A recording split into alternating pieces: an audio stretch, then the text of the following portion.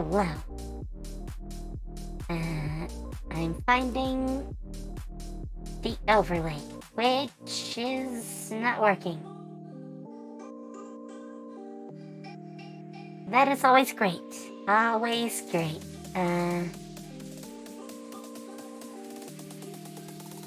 Let me see if I can fix it. Oh.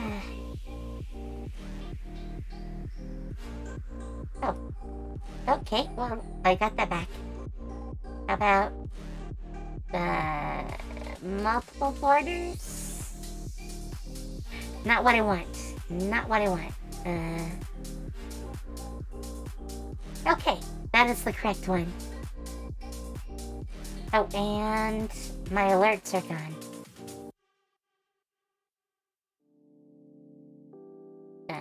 Nope, you're not in the right place. You aren't either. Okay, well. Yeah, this is gonna be something. I got news for you. Yeah, no.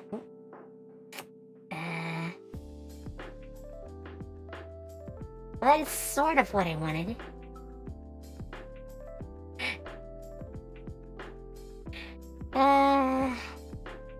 Yeah, this is gonna be a trip, okay?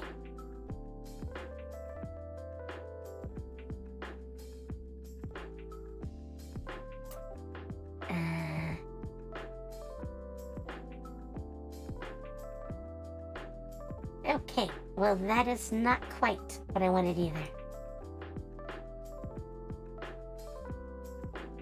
Sorry, obviously, I've used this for something else, recently. I think I did one of my videos, and, it seems to have broke everything. I'm sorry. Yeah, I can't actually get it to select what I want. But you can sort of see it. That's good enough, right? We're just kind of winging it today.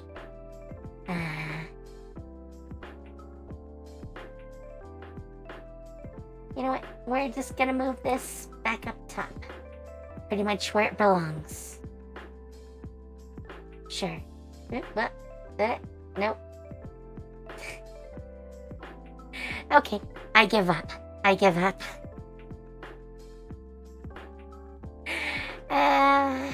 Yeah, things aren't quite working as planned. So anyways, the goal today is to make some new NPCs for both of my Celestia campaigns. One is Thursday night, and that is Arcane Academy. And they're only level 2. Though Celestia sort of heads to being stronger than their level would indicate.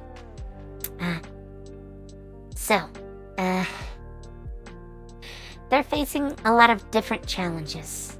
Let's just put it that way. And that's what you're seeing right now. This is the interface for Roll20 for Celestia Arcane Academy. I wanted to show off a few of the NPCs that I've already worked on. This one needs some art. Not that I can really show it too much, because I can't commission art. I just don't have the money. So, yeah, I have a collection of art that I've collected, and I use those as a base for giving a sense of what a character looks like to characters. This one, and maybe we'll work on some bios too. I don't know. But this, actually, I'll just start typing it too. Patches is a individual who is considered to have gone insane. Yes, that is sort of the thing. No one is quite sure why. However, he hides away in an isolated location near Bluestone. Oops. And I'll spell blue wrong, because of course. Bluestone Academy. He's gonna be someone the characters will meet. And they don't have to engage him in combat, but knowing my characters, they will try to kill him. He is considered challenge rating 5, the way I have him set up. He's an ambusher, so he gets advantage on his surprise round, and any hit he makes during his surprise round is a crit. So, the goal is to take out at least a couple of them, if I can. And, his whole thing is a bag of tricks, which is why I have the Mythic Actions section set up. I kind of wish I could move this over here under the actions, but I can't actually change that. So, yeah, we're just winging that part.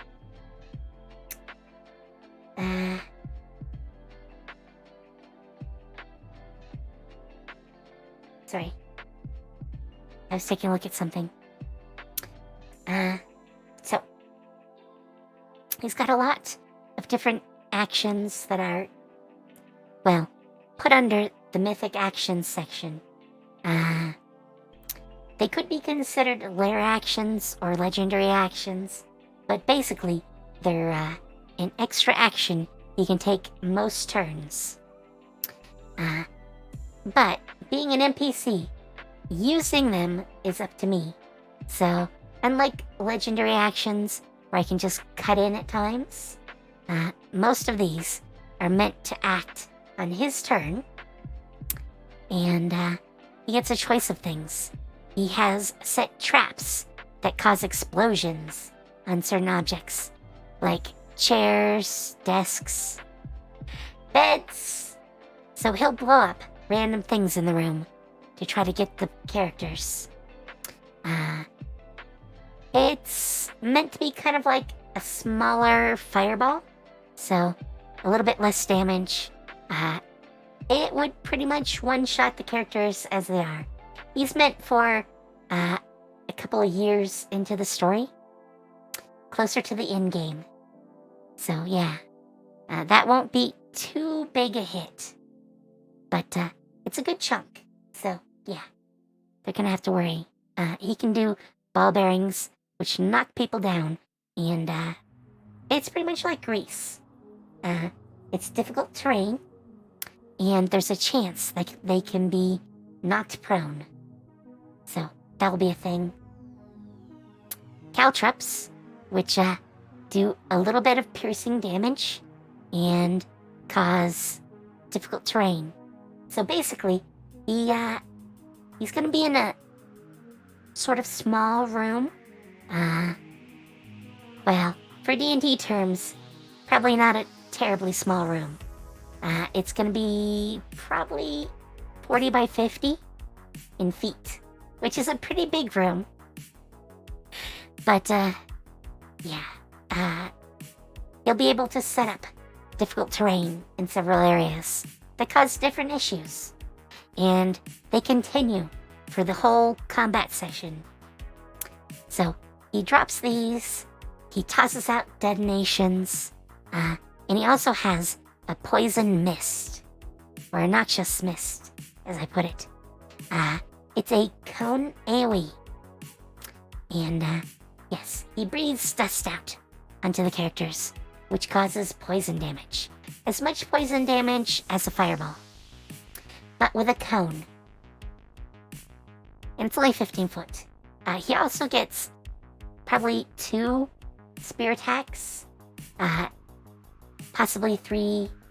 I keep going back and forth. I'm thinking Mythic Actions will be his 3rd action. That'll do 2 spear attacks. And that's his only weapon, but it's technically a +3 spear. I just don't have that noted here, but it's in the damage and the hit. Because his strength is only +2, but he's doing +5 damage. So, yeah, he's pretty realistic. He wears Burgundy, which is a type of medium armor, and wears a shield. So, yeah. He's decently durable. And he's got 81 hit points, which is pretty solid too. I'm thinking the traps are going to be the fun part there. I kind of want to do a lot of that. It's not too often where you get a good situation where you can just cause all sorts of issues for the party. I mean, you can, but usually those are like spellcasters or something like that. Rune bears. I plan to have a encounter with a rune bear and cubs. I don't have art for the cubs. Finding bear art is oddly hard. Well, for cubs. I can find it for adults, which is why I have the nice image that I have there. These bears are a little bit special. They get a burrow speed, and they can climb. So they're a little more difficult to evade. They also have pack instincts and savage guardian. Basically, these are bonuses to both the cubs and the parents in an engagement. There's a ice map that I have set up here. And I'm thinking in the winter, the characters will encounter a rune bear and its cubs. And they'll either have to slay them all, or they'll have to move away. Carefully. Because it's going to be one angry bear. I totally forgot. I didn't actually send out my announcements. That would be a good thing to do. Yep, I was not planning to do this stream quite like I am. So, things are a little off the wall. Even the cubs, though, are going to get multi-attack. 1 bite, 1 claw strike. I think that's very fitting. The rune bear, though, can give up 1 to do a bear hug. I'm thinking that's going to be giving up the claw strike to lunge forward. And the first enemy it encounters, and its 10-foot lunge, is the one that's going to have to make the saving throw. So it's kind of like a line attack, but a little bit different. It takes damage and grapple if you fail the saving throw to avoid getting caught in its arms. And it's grappled. So, well, you're grappled if you fail. Which should be kind of fun. Yeah, I'm thinking then is when it bites you. That seems kind of appropriate. Bear hug, bite. Bite right in the head.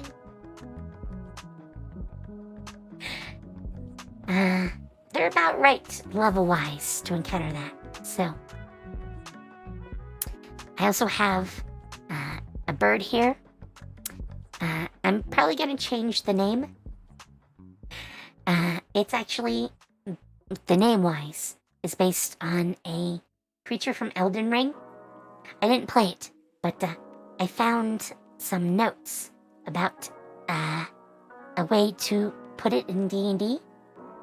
And I kind of like the idea. So, yeah, this is mostly the stats as seen for the Stormvale Warhawk, so hence the name. But that's probably going to change, and I'm going to alter this a bit. I don't know if we're going to do that now. Probably not. I have some other ideas. But I wanted to show you some things before we did that. It's going to have Aerial Assassin to good advantage if it's not spotted before it attacks. And it can fly really fast, 80 feet. That is super fast. I'm also thinking of giving it Pass By, which is something owls have. But, yeah, this could be kind of fun. It can swoop down. It's not terribly strong, but it does get multi-attack. And, Aerial Assassin makes its first blows very effective. After that, if it hasn't dragged you off, there might be problems. Also, we have Skull Snails, also from Elden Ring. Not quite as it is in the game, I think. This is meant for challenge rating too. But I did copy several of the abilities. It will have Death Bolts. Kind of like a slightly more powerful than typical cantrip that keeps firing and can fire twice per turn. With some other things to make enemies afraid or send weird flaming skull things. Well, not flaming. They're homing, but yes, it will somehow manifest skulls. And it does have a skull on its back as its shell. It's also immune to necrotic damage, so interesting twist for a bunch of mages. I'll have a poison seedling, which is a type of combat plant. It can do a poison around itself and whack you with its tendrily body. I'm gonna give like a field of them at some point. Make it kind of not quite difficult terrain, but it's gonna be an interesting challenge. They are a group of mages, but they don't really have too many spells to worry about that sort of thing.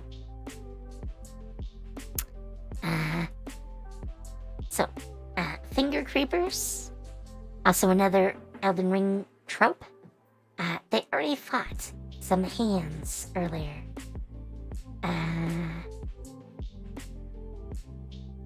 I forget what they're called.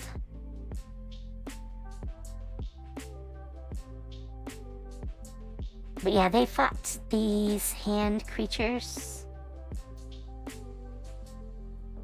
They weren't very strong, but I'm not seeing them right now. I'm probably just missing them. Actually, there's probably a handout for them. Oh, they're in alphabetical order. I still might... Oh, there. Crawling Claws. Yeah, they fought some of these earlier. This is gonna be a step up from those. I think the first one's the Crawling Claws are challenge rating 0. So, yeah, they weren't much of a threat. The Finger Creeper version is going to be a little more effective. They're going to be burrowing ambushers, so they crawl underground. That's going to be a big change.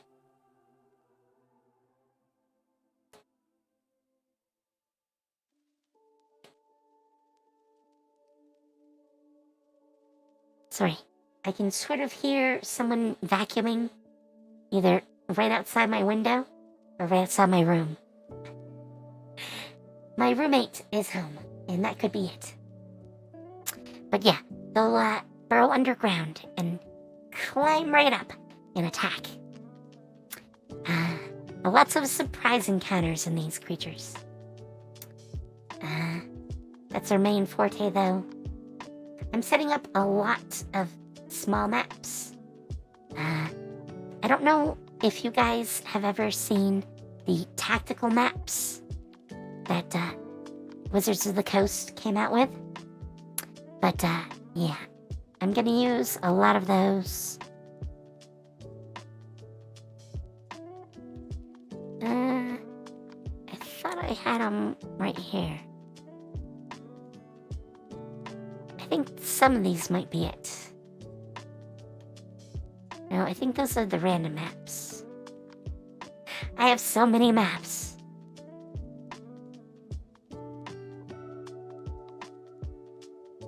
Okay, yeah, these are some of them. Like the chromatic vaults. The characters just did one of these.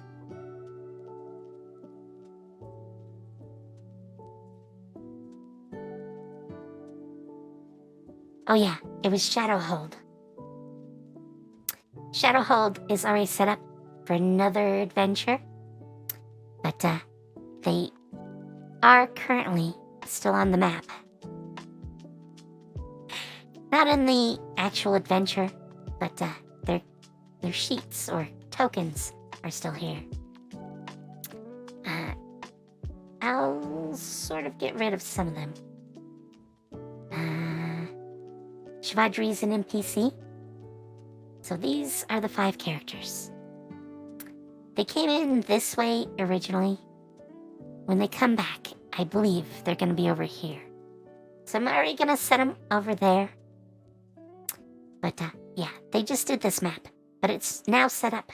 Well, actually, it was even set up when I used it for the second encounter rather than the first.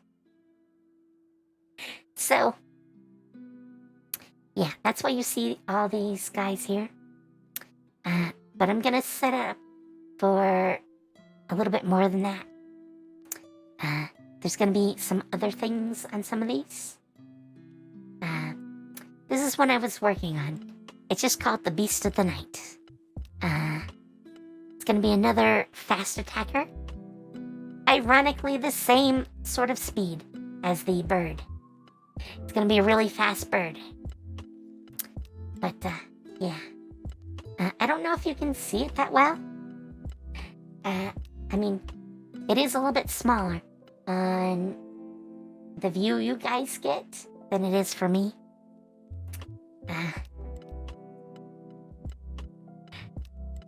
But, yeah. It's challenge rating 1 for one of these. But it does hit kind of hard. So I'm thinking of a couple of these being something. And it only does its claw attack after it does a hungering bound. So it's gonna all sort of tie together.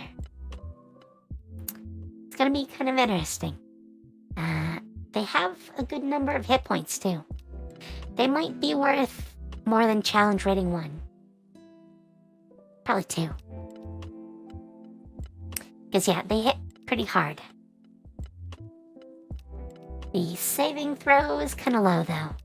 But HP is high. And yeah, they do a lot of damage if they can hit. They do have a +5. So for first and second level characters, probably a good chance. But yeah, that's some of the things I've been working on. At least in here. Let's switch to the other campaign. Because that is what is for tomorrow. The original Celestia campaign, or the main campaign, is on Sunday nights. And yeah, I've been working on quite a bit of stuff for them.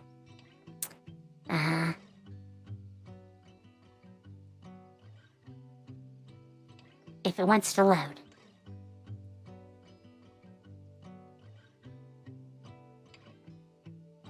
They're going through a modified version of White Plume Mountain, which is a standard Wizards of the Coast module.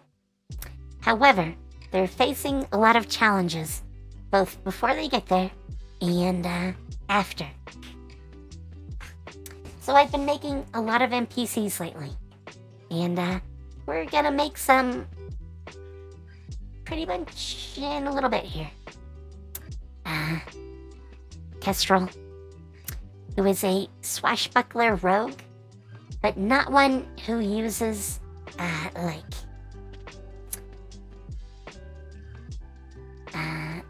like a rapier. They're gonna be more of like a dagger or short sword type, as you can kind of see. Probably daggers, dual daggers. I think that's the way to go. But we're gonna dive into the classes and pull that out. Also, I wanted to let you guys know that this is my list of people who have been subbed to me. Obviously, not all of them currently are, and I think I'm missing a couple. So here's a little fact about Twitch.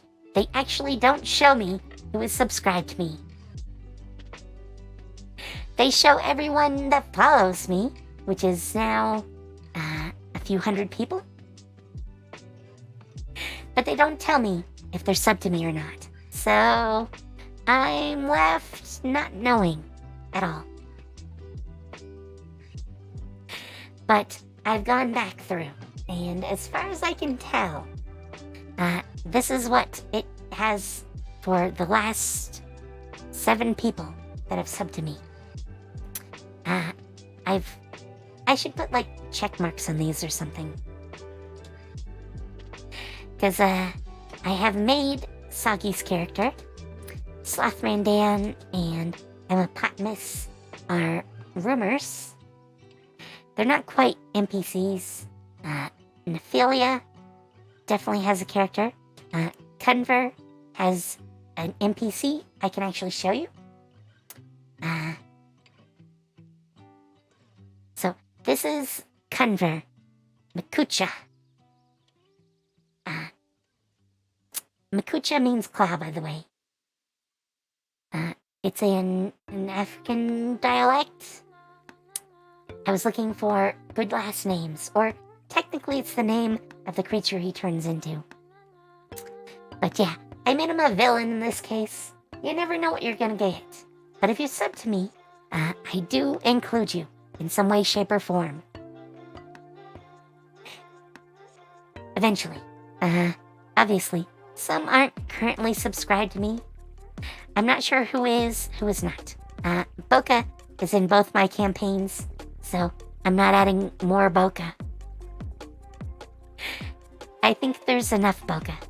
Borderlander is the only one currently that I know about that doesn't have one, and I just haven't had a good idea to add Borderlander yet. Most of them have been NPCs. I'm thinking maybe a magic item for Borderlander. But we'll see. He is a type of fighter in this form. But he's got a second form. This creature. But you probably can't see that well.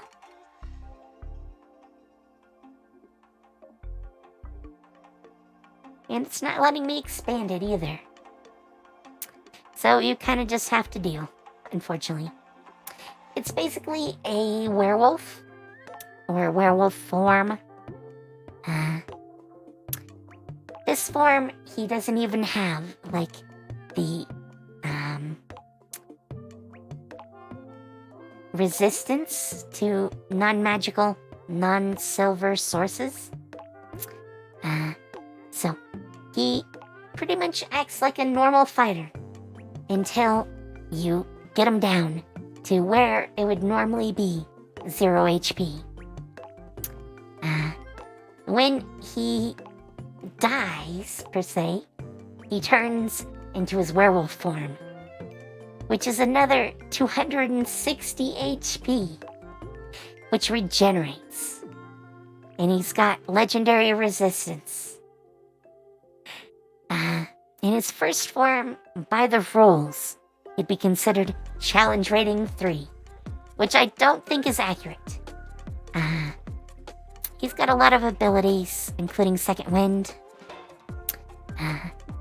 So, yeah, I think he's gonna be more of a challenge than you would expect.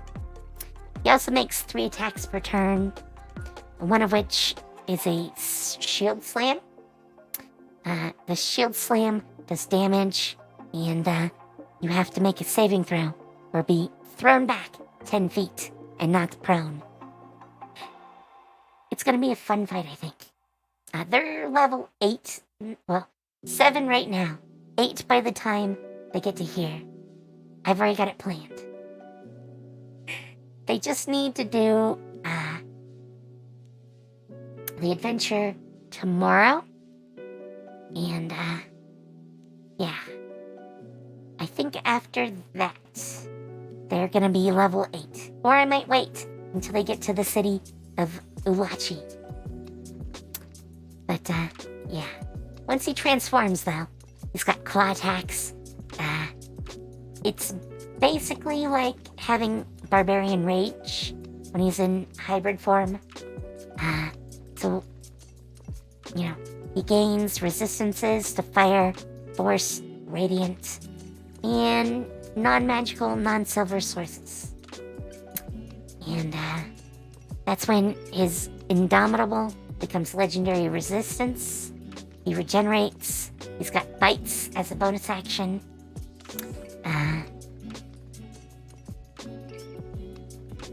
He's also got aggressive rush.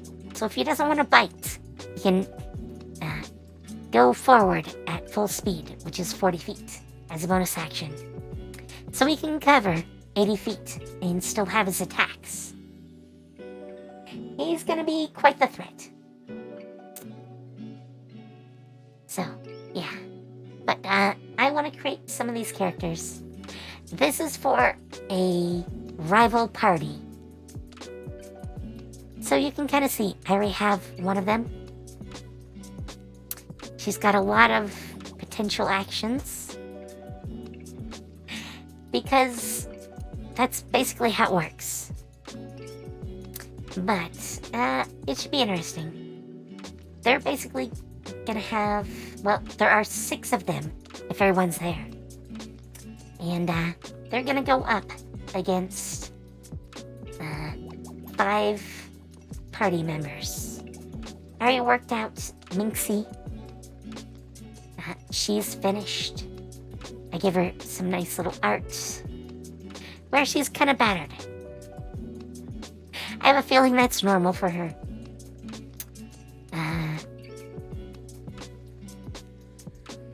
But Kestrel, the swashbuckling rogue, Sarah Harper, who's a trickster bard,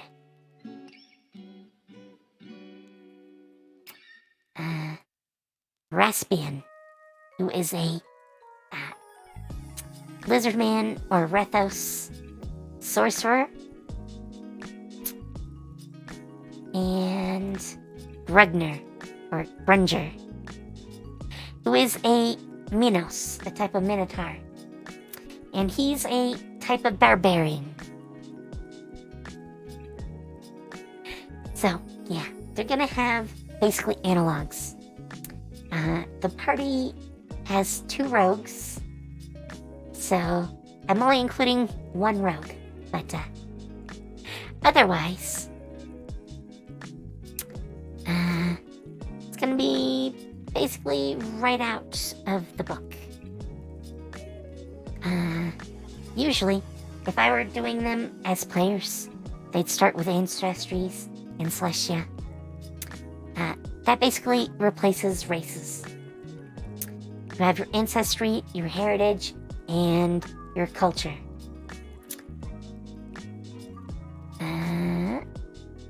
But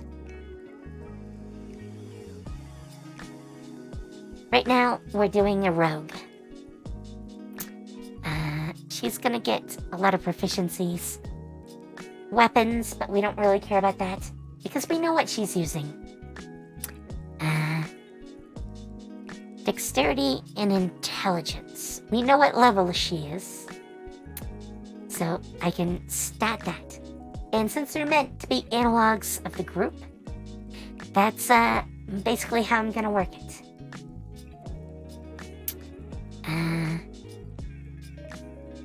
Yeah, can't do that. I can do speed. We know how fast she is. We don't know stats yet, so we'll work on that. But we know her saving throws are going to be for dexterity and intelligence. Oh, and I know what level she is. She is going to be considered level 8. So, she's going to have +3. Those are going to change a little bit, but not too much. So, we'll put those in for now. When we get stats, she'll have a little bit more. So, yeah. She's going to have expertise probably in acrobatics.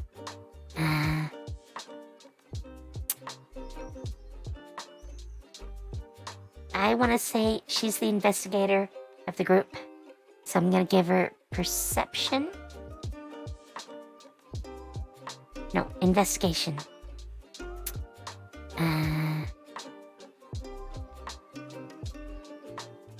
She's not the bard, so I'm not going to give her performance. Sleight of hand, definitely. And stealth. So stealth, sleight of hand. So she's going to be the NPC form of a PC. So that is how that will look.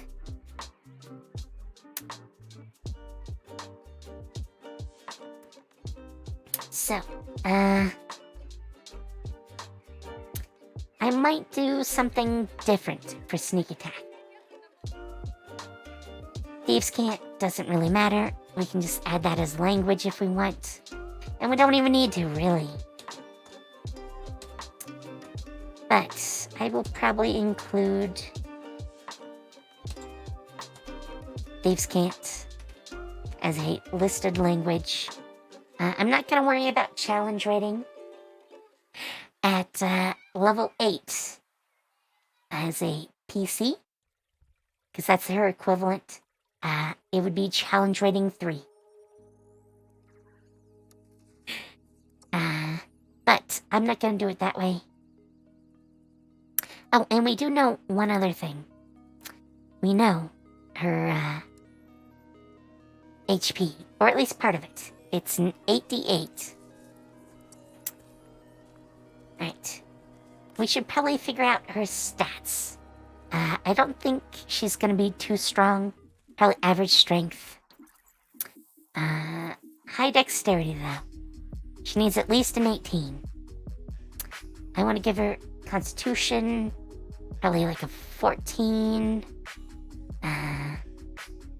She's smart, but not too smart. So I'm going to say like a 13. She's sort of wise, so maybe an 11, and maybe a 12 for charisma. For a level 8 character, that's not so bad. Not so bad. It's probably actually a little low. But we'll make do. We'll make do. Let me really quick pull up one of the PC sheets. Mostly, I just need to see what the bonuses should be if we're making them as if they were a player character. Skill-wise. That's right. Stealth is Dex. She's got a +4, so that's +7. Sleight of hand, also Dex, so another 7. Investigation is int. So,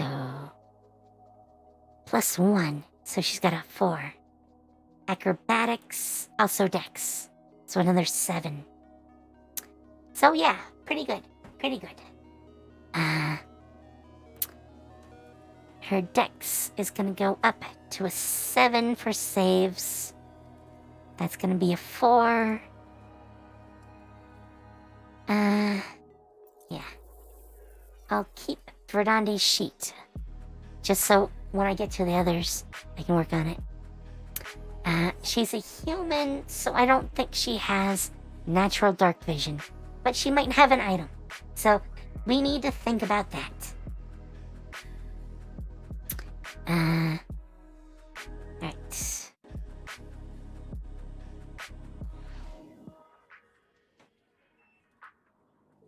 Oh, I can give her her basic attack. She's actually going to have multi-attack. So this is a change I did for Celestia. Eventually rogues do get extra attack. Technically it's level 10, but I can fudge things. Though she's dual wielding anyways, so Kestrel can make 2 dagger strikes per turn, which would be dual wielding with 1 attack. So, or at least it is in Celestia. Because I went back to not needing a bonus action for multi-attack when you're dual wielding.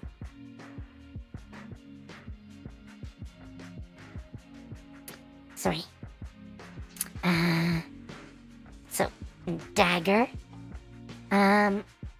She might actually have 2 daggers. That are magical ones. For right now, we're just gonna stat a dagger. We'll work on it from there. So we put in the base. You get proficiency bonus plus your dex bonus because she's using dex with her daggers. So she has a +7. It's to 1 target. They are a D4, but it is +4 because of her dex. So her average damage is going to be 6, with a max damage of 8. Not a lot of deviation here. 5 minimum. In fact, sometimes I'll write that out. So, damage is 5 to 8. Just so you have an idea. Obviously, we're gonna work on that. She's gonna have some magic daggers. I think that definitely fits her. In fact, since I know, I really want in Roll20 to have, like, an option to, like, duplicate an entry. That'd be so much nicer. Alright. That's also ignoring any special abilities for now. We're just making 2 dagger attacks. Because we know they're likely going to be different. I want to be kind of like Drizzt in that she'll have 2 special blades. Both are daggers. So, different daggers. Yeah, I kind of want to give her some tricks too. So, we might want to think about that as we work this out. But we can jump back.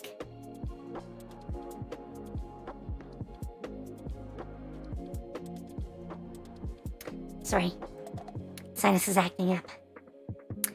She's gonna get combat maneuvers, which is a rogue thing for Celestia. It's for all fighter types, which is fighters,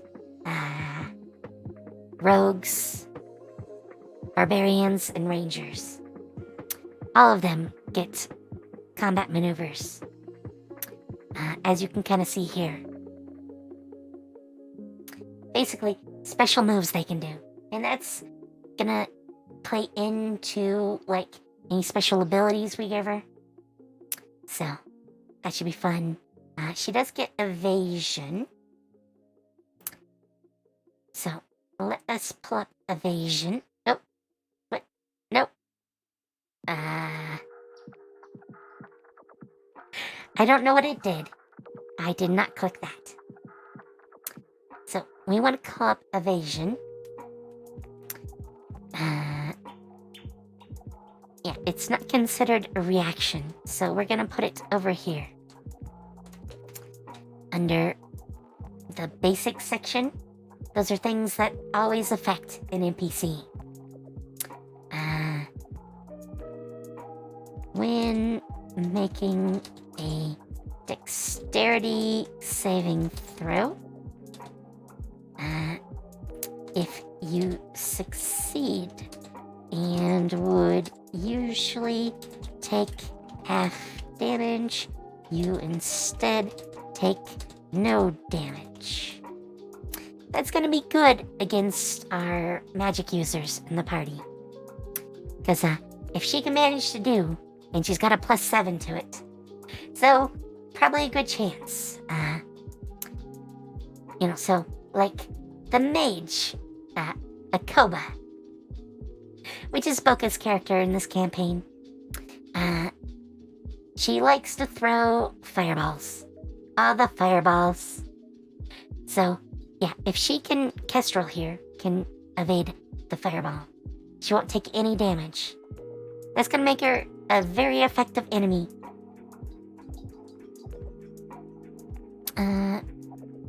So I don't really worry about cunning actions. We might add those as bonus actions if we want. I don't know if we need to. Uncanny dodge.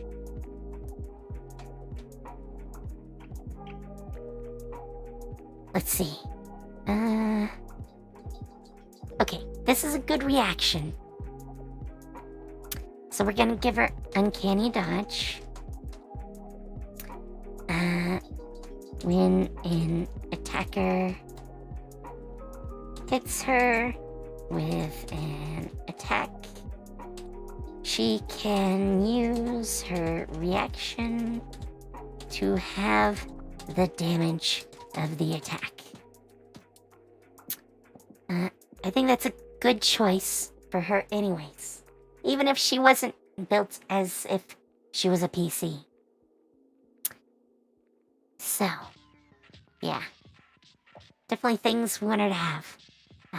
Expertise doesn't really matter. Ability score improvements, we don't really worry about those. Sneak attack. So there is a couple of ways I can do sneak attack. I would really like it to roll for sneak attack.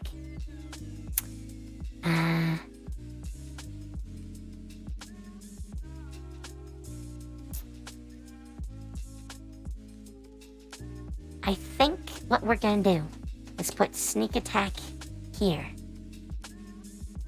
We're gonna give it an amount. And, let's see. What would the value be? 46. 46. It's gonna be piercing.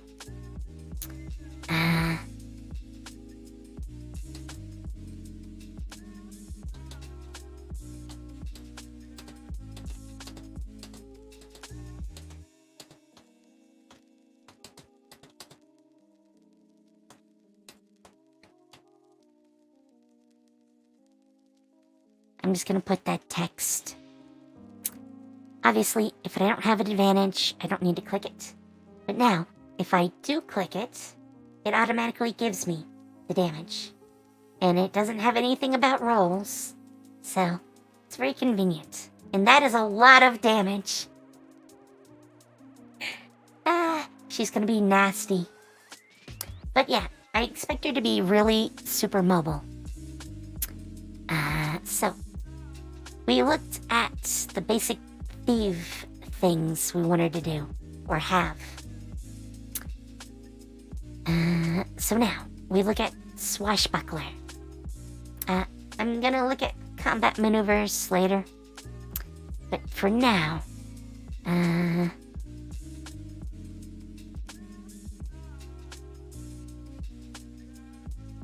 initiative bonus. This is the one thing I can't do with an NPC in Roll20. I'm sure there's probably a way to go into attributes and set that up. Oh, yeah, it has an initiative bonus. So I guess I can do that. Equal to intelligence, which for her is a 1, I think. Yeah, she's got a +1. So, boost that up. Alright, so now, when she rolls initiative, and we'll just roll it. Wow. Yep, it's doing what it's supposed to. It added 5.18. The 1/8 is based on dexterity, and it's to avoid ties. So, if you're ever curious, that is why all of the NPCs, PCs that I make are gonna have that. You can turn it on and off globally for a campaign in Roll20. And I always have it enabled. I prefer some sort of tie breaking, because it's happened quite a lot. Alright, so we gave her a bonus to initiative rolls. She also gets a bonus. Well, anyone she makes an attack against can't use opportunity attacks against her. You know what? I'm not really gonna worry about that. I might put it in at some point. But what I'd probably do is just let her have disengaged, basically for free. I think that might be something I do with her. Or give her maybe like a bonus action that lets her do that.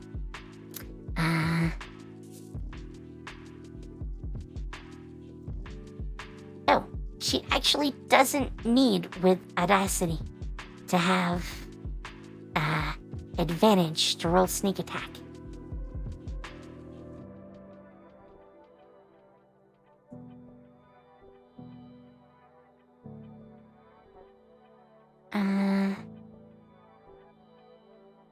Yeah, and this doesn't affect yet, because she's supposed to be equivalent to a level 8 character. So we're not gonna give her a level 9 ability.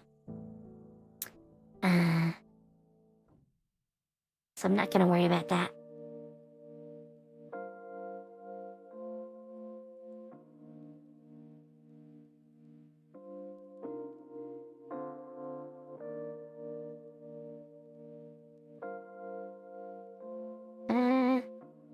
Yeah. That's actually probably one of the weaker parts of, the swashbuckler in, Celestia. Now, she's 8, so she gets 3 combat maneuvers. And we're gonna give her some special stuff. And she gets a D6 for a martial arts die.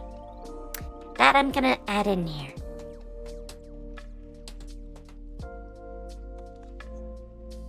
Kestrel has... I'm pretty sure it's 3 martial arts dice. And each is a 1d6. This part's about how many I'm probably gonna fudge. Yeah. I wonder to have a bonus action somewhere in here. So, yeah. Let's look at combat maneuvers. Oh, and I have rogue up twice. Let's get rid of that.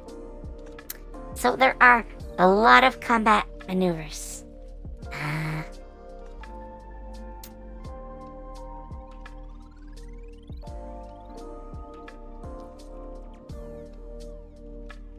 So that's one attack. It's an option. Adrenaline attack. Ambush.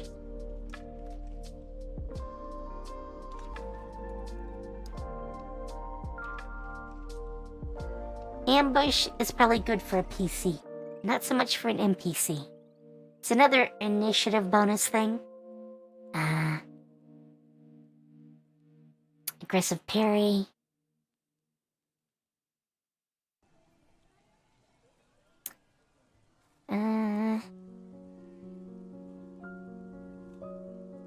I don't think she's the aggressive parry type exactly. Bane switch. That might be her. To, switch her spot with someone else. But I don't really want to use that version. Body block, body slam. Probably not her. I could see her having, like, a pounce. Probably has a bonus action. Which may be kind of like those. I mean, body slam is a bonus action.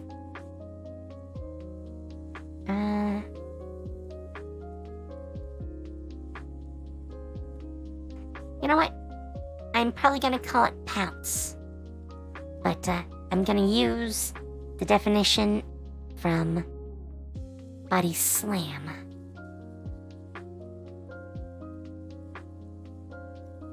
For how it works. I don't know if you guys can read that, but basically, if you move at least 10 feet toward a creature, she can use her bonus action to attempt to body slam it. And I'm gonna remove that text. If Kestrel moves at least 10 feet toward a creature,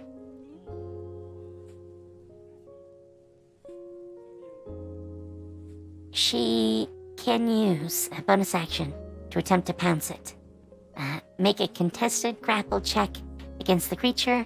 On a success, Kestrel and the creature both fall prone, but it becomes grappled by her, and it takes bludgeoning damage equal to your strength modifier. This is the part I'm probably gonna change. It's gonna be dexterity modifier for her. So I'm gonna automatically stat that in, because we know it's a 4, and it's bludgeoning damage. But the big thing is prone. But she's gonna be on top of the creature if she succeeds. That's a good, advantageous place to be for her. And see, it gives us the text and the bludgeoning damage. Not a big amount of damage, but I might even change that. You know what? I will. I'll make it use a martial die. So, 1d6 plus 4. So now if I did it, I can have a 7. Which is a pretty good roll. Well, it's average, but still. It beats out her daggers at this moment.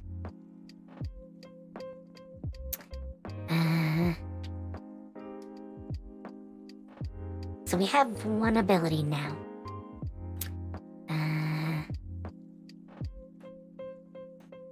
Cleave, Class of Slayer. Disarming Strike, maybe. I could sort of see her doing that. I kind of want some other bonus actions, though. I don't want her to always be sort of pouncing everyone to the ground. Grappling Strike, Gag, Feint.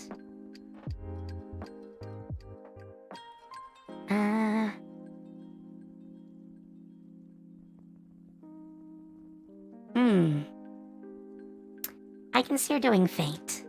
That's a very classic swashbuckler style move.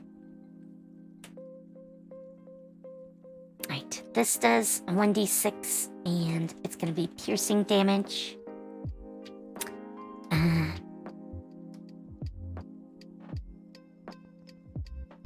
And I'm gonna keep it in line with this here.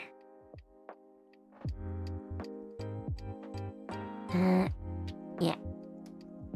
So, Kestrel makes a feint using her bonus action and gains advantage on her next attack. And deals bonus damage.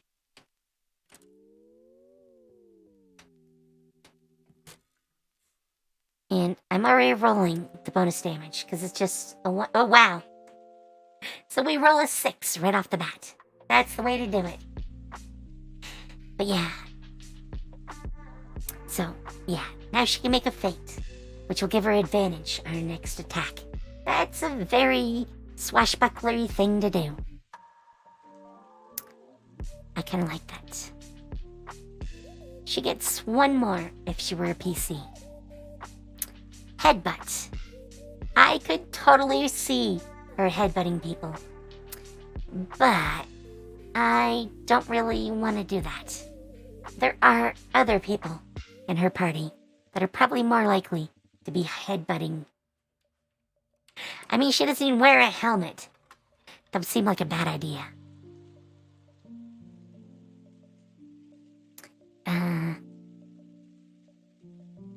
She's not a ranged attacker, so none of these.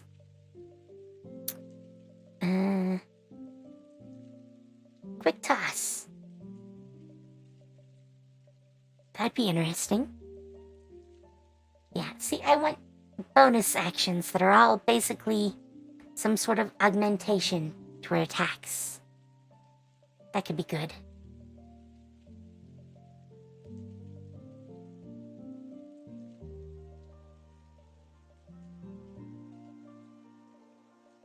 And she's a dagger wielder, so giving her a ranged attack is probably a good idea.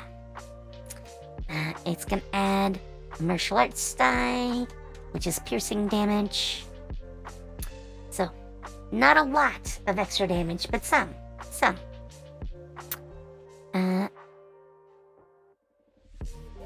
I might want to make a thrown version of her dagger attack. Though her melee and ranged attacks are basically identical. Only difference, really, is range. So, yeah. I'm not sure if I want to do that. Oh, maybe she has a special dagger that returns to her hand when she throws it. Which might explain why she only has one dagger in the picture.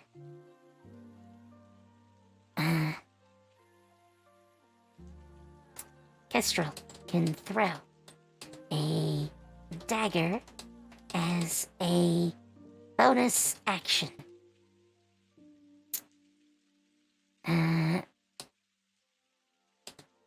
This throw, I don't think it's more accurate. I think it's just damage.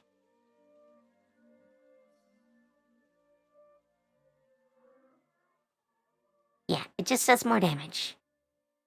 So she can throw the dagger and it deals a martial arts die of bonus damage. So, obviously, still has to hit, but that gives her 3 attacks at times. So, there is sort of a swashbuckler-style rogue in the main group, but she has a special ability that gives her an extra full action as a bonus action. So she gives up her bonus action to convert to a full action. It's because she's super fast. She has alacrity. And, yeah. That's why I let her trade bonus action for full action. So she actually gets 4 attacks with dual wielding. That's sort of quick toss. So bonus action to get another attack, which is range. Or it probably doesn't even have to be range, really. It's kind of good. You know what? I don't really see her as, like...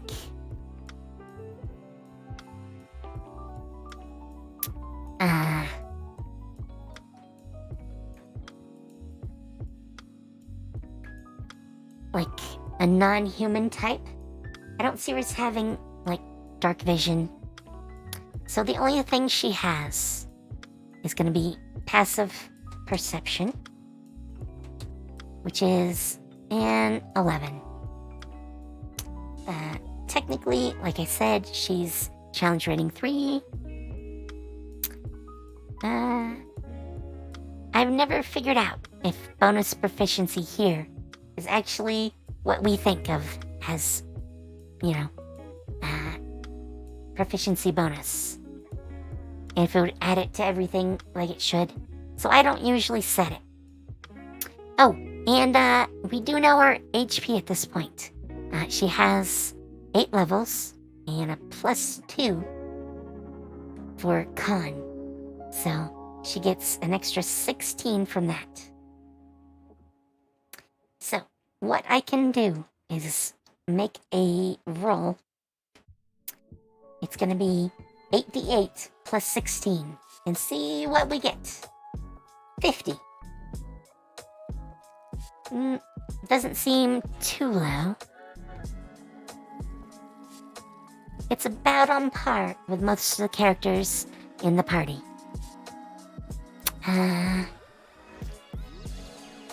Out of curiosity, let me see what the range would potentially be. Obviously, the low is 16 plus 8, or in other words, 24, which is strikingly low. So 8 times 8 plus 16 is the max, which is 80. So 50 is actually a tiny bit low. Let's say it is 60. It's about on par for what it should be. If you're curious, her closest party character is Neria, who has 41. So, yes, but they're level 7 still. They'll get another d8. So, hopefully she's a little closer to 50. She did go and boost her constitution, I think. Yeah, I think now she gets a +1.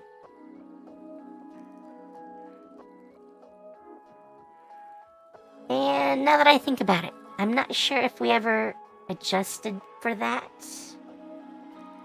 I think we did. And she's just rolled. Actually, give me a sec. So, here's a thing I do. I keep a listing of averages as if it were a character.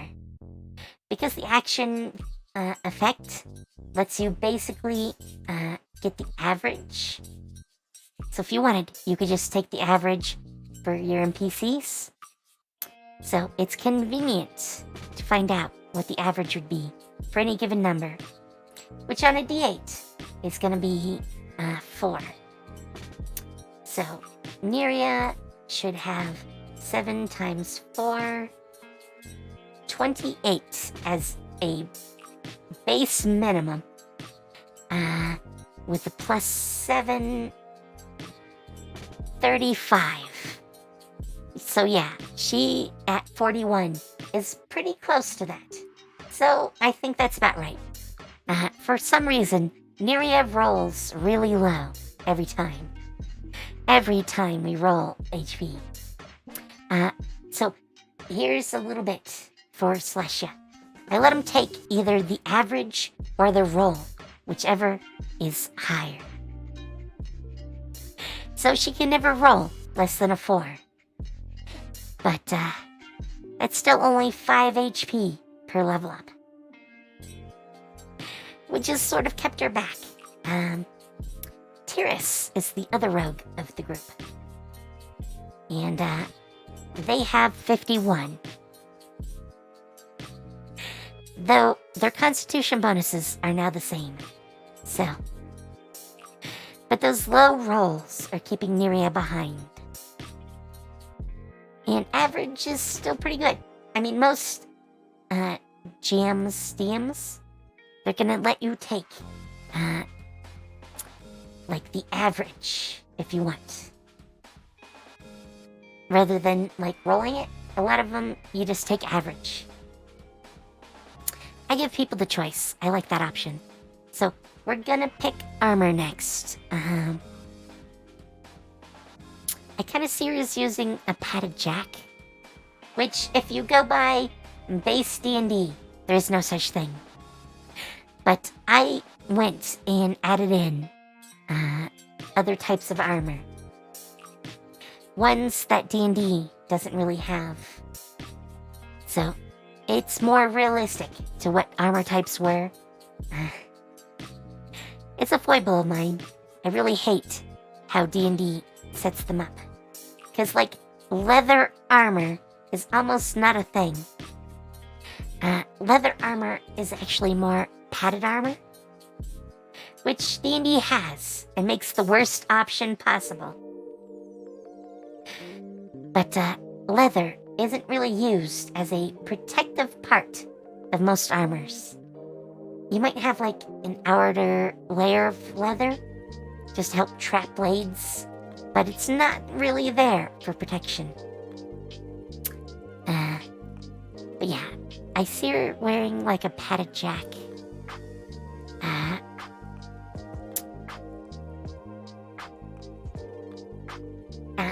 You could think of it as like an arming doublet. That is one of the other names for it. Or a padded defensive jacket.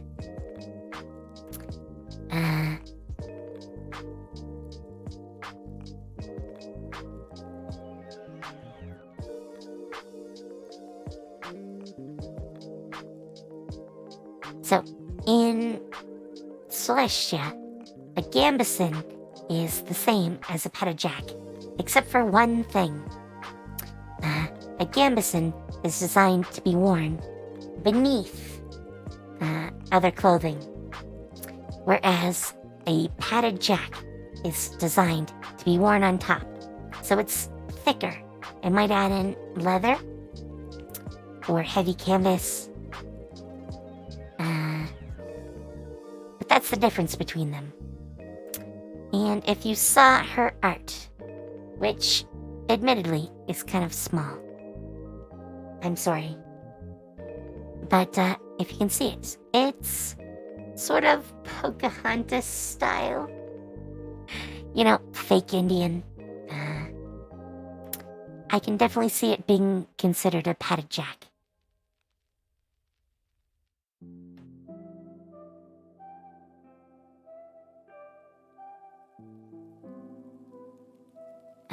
Or maybe fine mail. Maybe she's wearing fine mail under everything.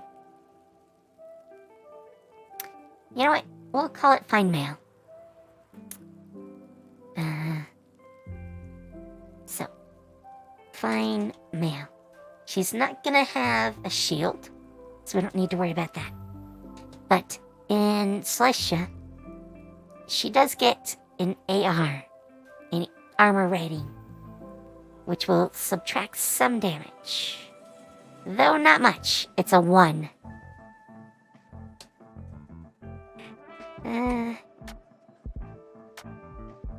So, alright, it is 14 base for the armor. So 18, including her dexterity bonus. That makes her AR a 19, so not very effective. So, I probably won't even bring it up unless I need to. Probably not gonna be a thing, but fairly hard to hit at an 18. And I think that pretty much is Kestrel. Unless we have something that comes up. Actually, give me a sec. I have a bunch of sheets. Which are NPC characters that, other people. Oh, actually, we're supposed to give her magic daggers. Yeah, magic daggers. You know what? What I might do is, just make this one ranged instead of melee.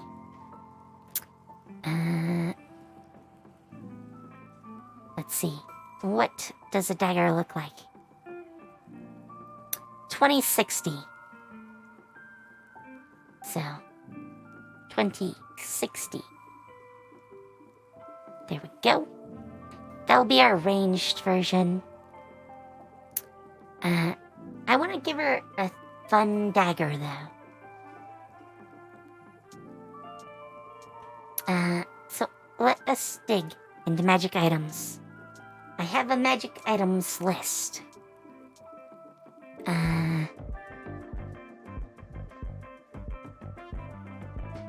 We're gonna look at rare. Actually, no. I'm just gonna have to look for weapons. Berserker Axe, Bone Counter, Corpse Slayer, Crystal Blade. Crystal Blade is probably...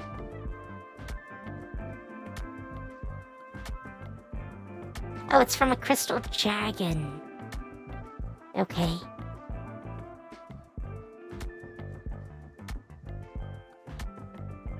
Oh, it deals extra radiant damage.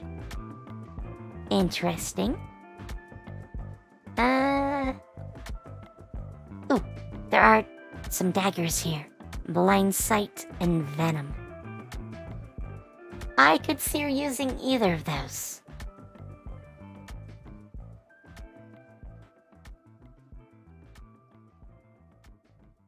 I kinda like the dagger of Blind Sight.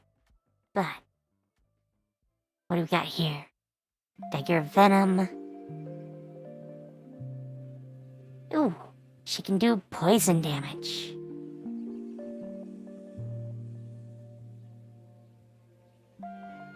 But it's not all the time.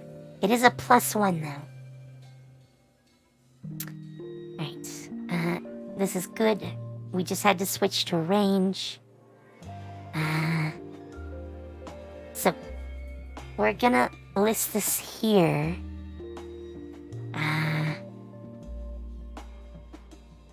And I'm gonna borrow the text. So, creature must succeed on a Constitution saving throw, or become poisoned and take a lot of damage.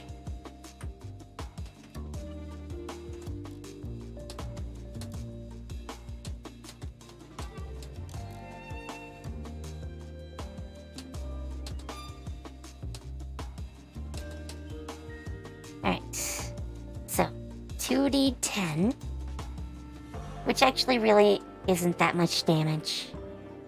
It is sizable, but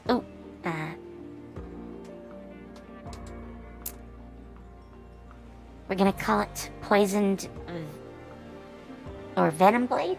No, Poisoned Blade. Just more descriptive that way. I want something of throwing.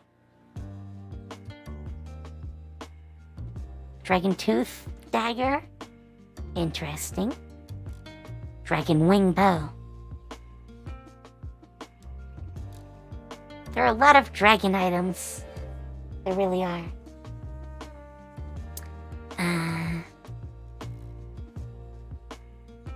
So let's see. Flame Tongue. Giant Slayer. Maces. Mind Blade, Mind Lash. Moonsickle. Needle of Mending. It's considered a weapon. Do I even want to know why? Oh, it's considered a dagger.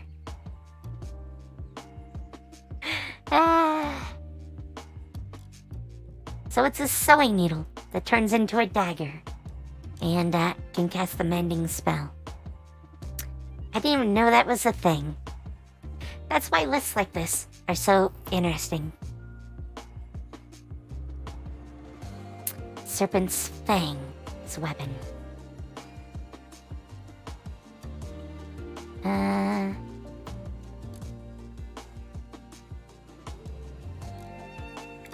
Well, wow. So, yeah, if you're a dagger, you have 1 attack per day. If you're this sword, you just do extra poison damage on every hit. Wow. Yeah.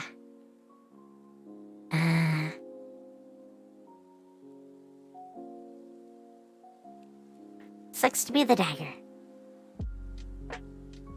Vicious weapon. Weapon of certain death. Woodcutter's axe. I could swear there are of throwing items.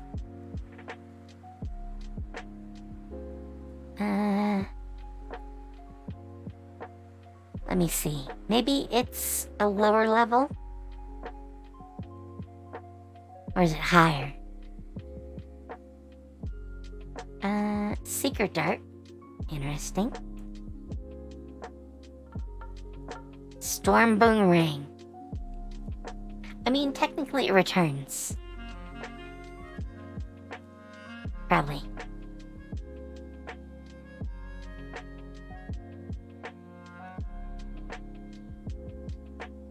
Yeah, I mean, they're already getting returning weapons, so... Huh.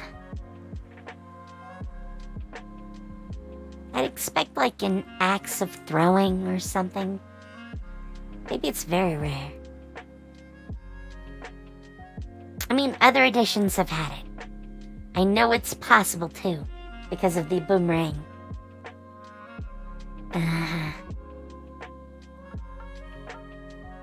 I mean, heck, dancing sword, which animates on its own.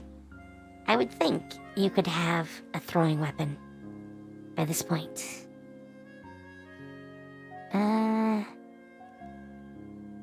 In fact, I kinda want...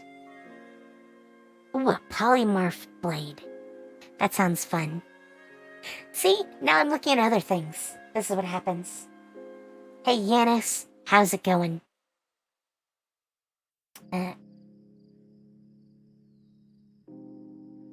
I hope you're having fun as I talk or get lost in weapons.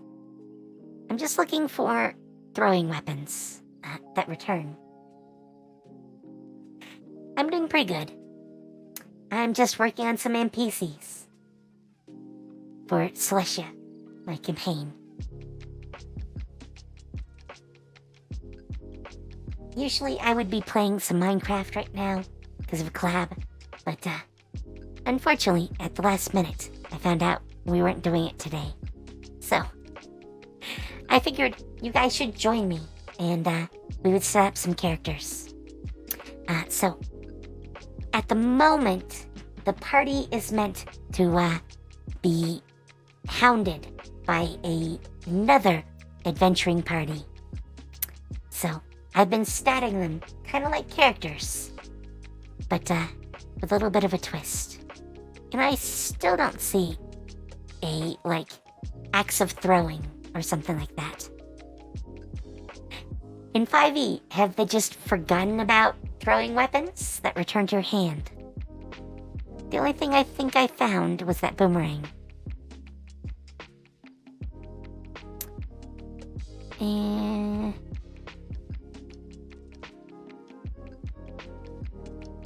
where even is it? I know it should be in here.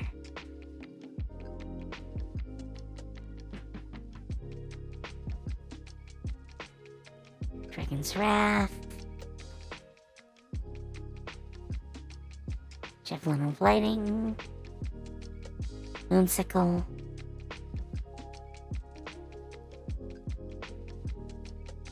Secret Dart. Shatter Spike. Ah, there it is. Storm Boomerang. Yeah, well, I mean, it's for an NPC anyways. But, I wanted an example to work on.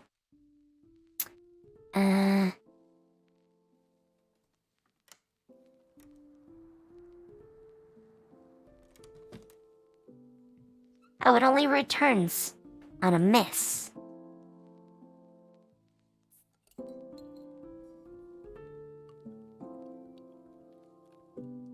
Eh.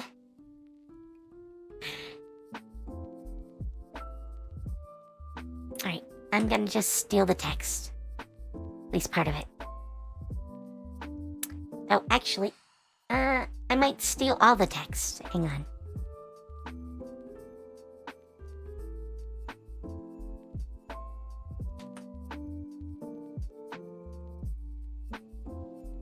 Right. That was Poison Blade.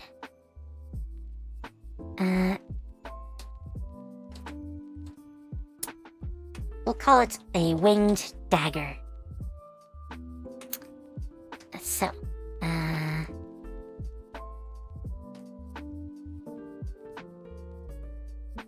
Wind Throne.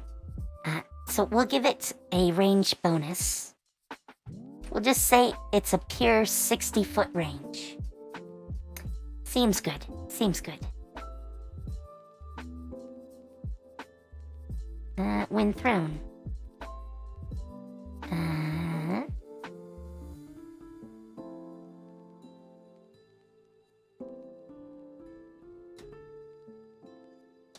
The dagger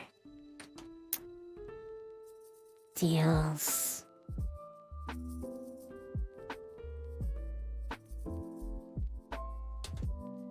an extra, we'll say 1d4 thunder damage. Because I'm letting it do it every time, which for her is going to be basically once a turn. So, yeah.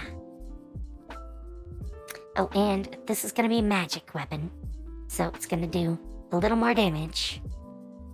I'll do that for the other one, too.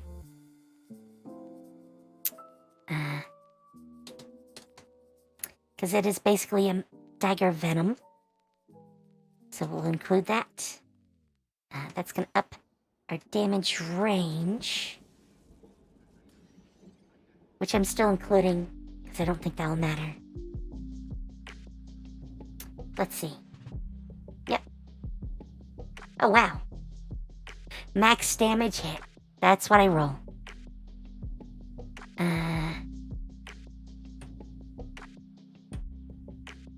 You know what? I'm not going to include the stun, I don't think.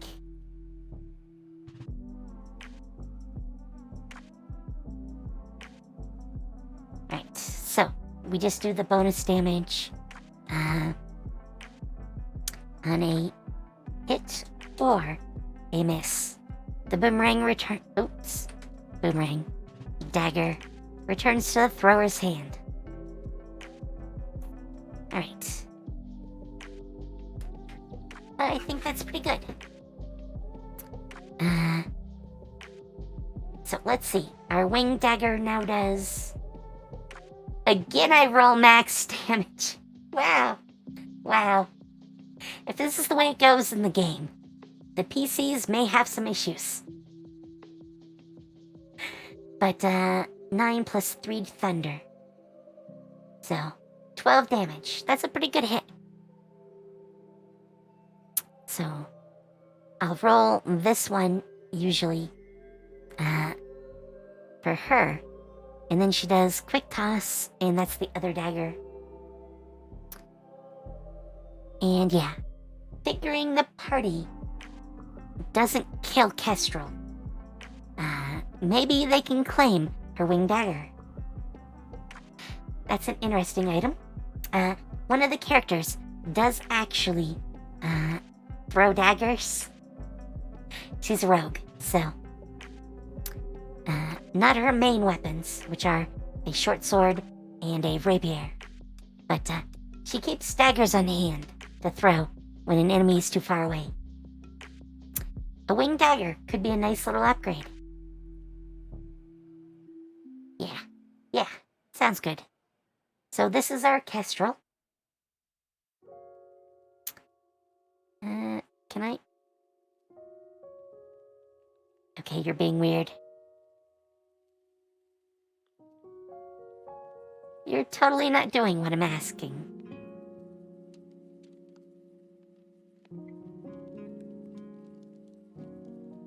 It's only getting weirder.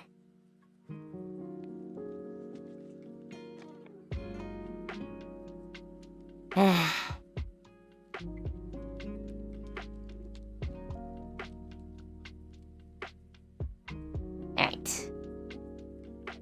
There. I think that's back to how it was. Probably. Maybe it's a little bigger. I know it's a little small for you guys. I can change it, but then I'm gonna cover parts of the screen. So, actually, you know what? I guess we don't really need the fun little border effect. Oh no. I want to get rid of you. Thanks. Alright, let's go and make this bigger. Make it a little easier for you guys to see. How's that? That a little bit better? Sorry about that. So, this is our Kestrel. She's gonna be the thief of the enemy party. You know what? Barbarian's probably pretty easy, so let us do our barbarian.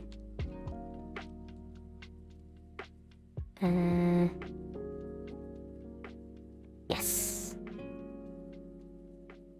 So, there are some basic things. Strength and Constitution are the saves. And we know what the saves are, because they're basically level 8. So it's a +3. So we can mark Strength and Constitution, because that is our barbarian saving throws. Give them Athletics, and probably Survival. So Athletics, which will get a 3, and Survival, which will get a 3. At least for now. At least for now. Movement is still 30 feet. He should get some special abilities for being a Minos, which is basically a Minotaur.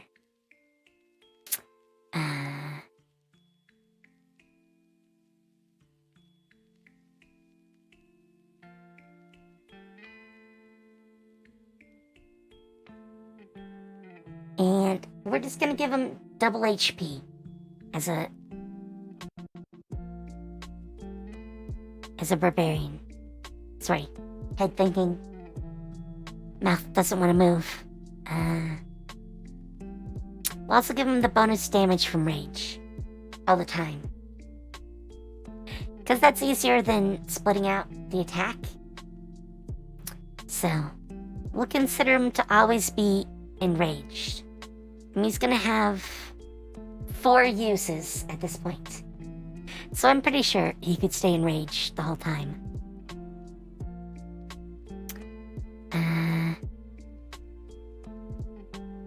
So, what is HP?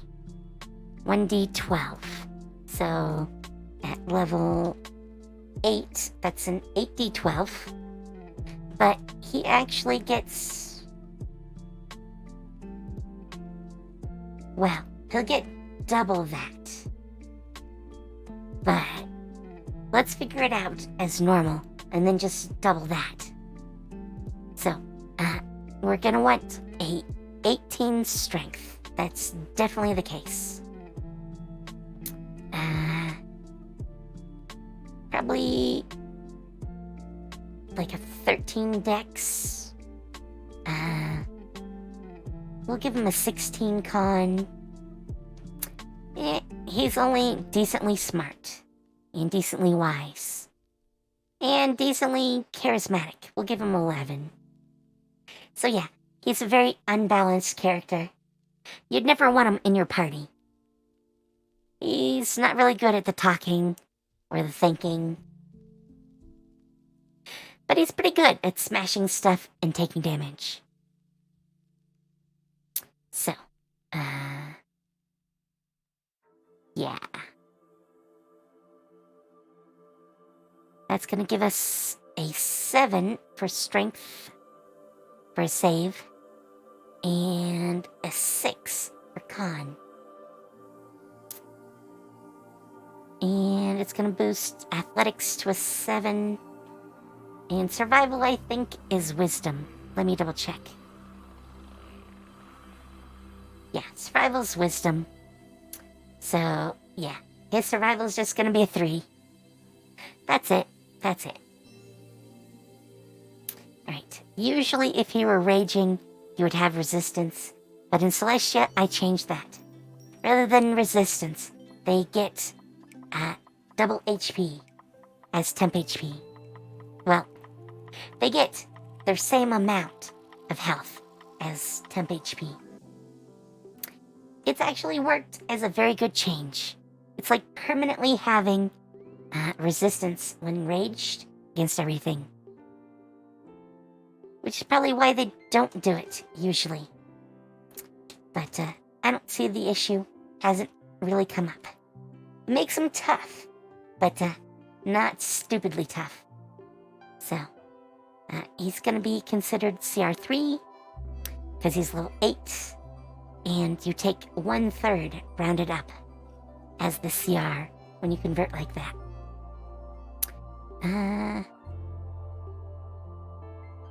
So, we do have ancestries here. He is a Minos, which is going to give him some things, like a horn attack, which I think in his case is sort of, yeah, he has horns, definitely, but he's wearing a helmet, so, and we don't really care about that. That's not going to affect us.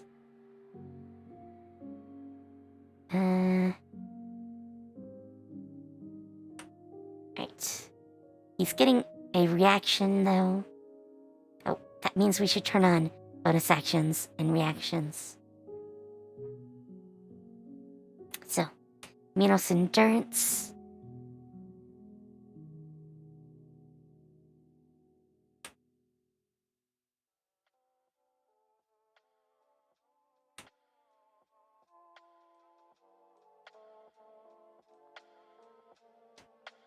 Yeah. Basically, it's 1 hit die that he can reduce the damage by for 1 hit. I don't actually expect him to need that. He's gonna be very tanky. Very. Oh, and we did get... So, 8. What is that? 8 times 3 is 24. So, plus 24. Let's roll and see how much this would be. 8d12 plus 24. 73. But with 3 1s. That is a very low roll. Well, that is a much better roll. 3 12s. I will take 3 12s and a 1. That's pretty balanced. I mean, it's definitely on the higher side, though. So, 84 times 2. 168. I think we might. So, just to show you, because the comparison will come up. Because we're making a barbarian to compete against Kriv. Kriv has 91. And when he rages, that becomes 182. So, yeah. The Minos is actually a little bit below Kriv. At least in hit points. Not by very much, but a little bit. So, I can probably close that.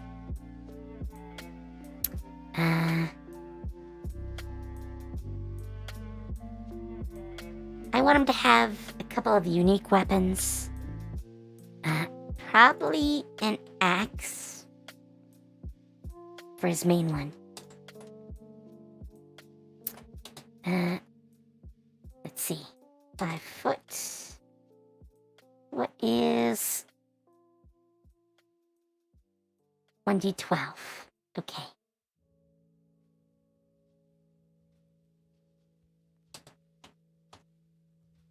$1d12 plus 4. Actually, plus 6 because of rage. That's slashing.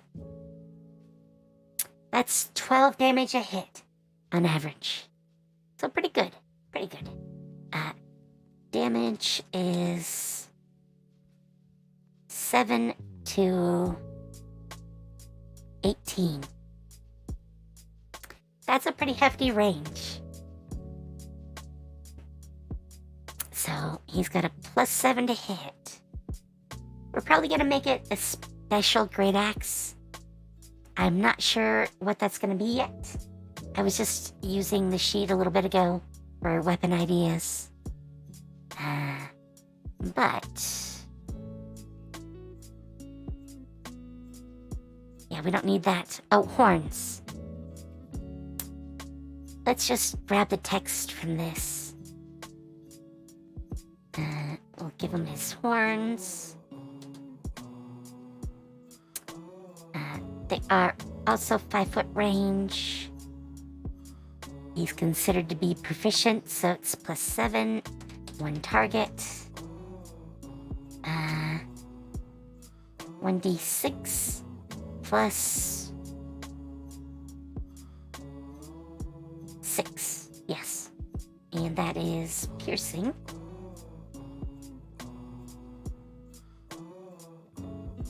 Alright. That is everything for horns. Actually, let's move that up. Oh, and he's gonna have multi-attack, of course.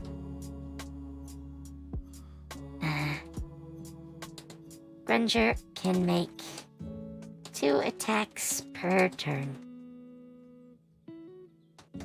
I don't think they get more than 2.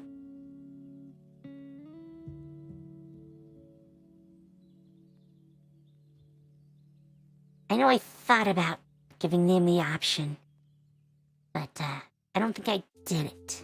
So, no, doesn't look like I did. Alright, so he'll have 2 attacks. That will go first. And I'm not going to put any limits on what he attacks with. His horns aren't optimal, though. The other thing he has is a wrecking ball, which is a special thrown weapon. I'm going to say this is a dex attack to hit. So, plus 4, not as accurate. 1 target.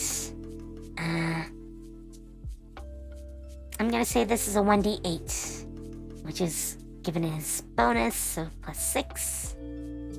Bludgeoning. Oh, this is range. Sorry, I forgot. Let's say 30 foot. Probably 30, 60. Yeah, that's decent. Gives him a 10 damage hit, though much reduced chance to hit. So he's not super accurate with it, but it is in the picture. I'm just gonna call it the wrecking ball.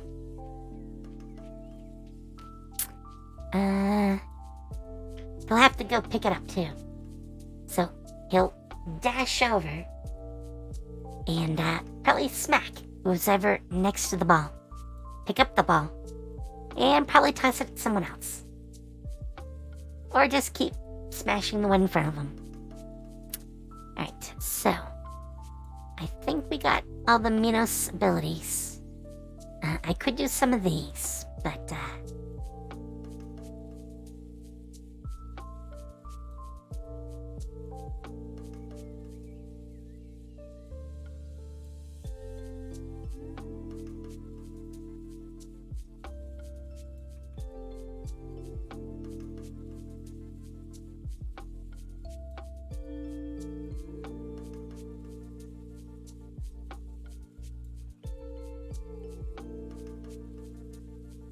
I might have to edit that.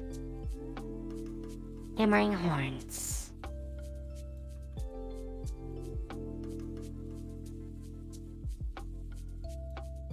Oh, hammering horns would be a good ability. It's a bonus action, so prime territory for us. Right, and...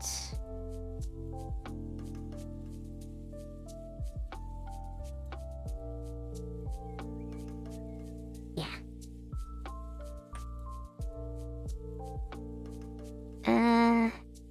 Let's see.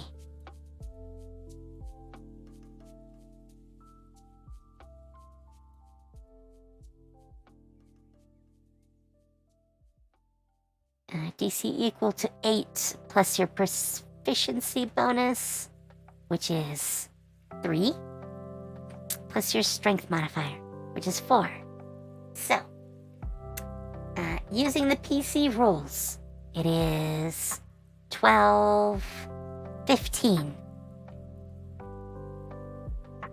That's pretty high.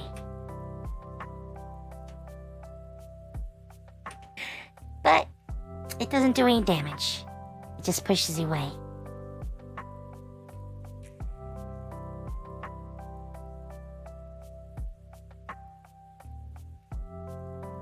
Yeah, I'm gonna leave the text as is.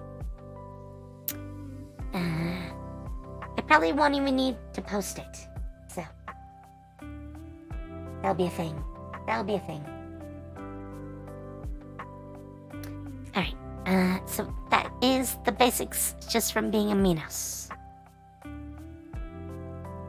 So let's look at Barbarian.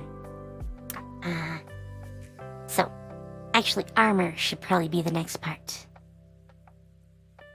So Barbarians and Celestia don't go around unarmored. They're actually heavily armored. They are very, very tanky. Some would think too tanky, but I don't. They've actually been pretty good so far. But I haven't used too many as enemies, so maybe that will change. Maybe he'll just destroy everyone. It could happen. We're probably gonna give him plate armor. I mean, it looks like he's wearing plate armor. So, he'll have an 18 for his armor class. Plate armor. And it will have AR. Because this is Celestia. Which is 6. Which is 24. But he is a barbarian. So, I can actually show you with Kriv. But they have armored defense, which boosts their armor rating. Which is why he has a really, really high armor rating. Because you add your con bonus to your AR. As long as you're wearing armor. Which for him, his con bonus is a +3. So that's a 9. So 9 plus 18, 27. Not as high as Kriv. But Kriv has an 18. I might give him magic armor. That would sort of even things out. But I don't know about that. We'll have to think about it. Let's get him statted up now that we have him pretty much basically set. He does get reckless attack.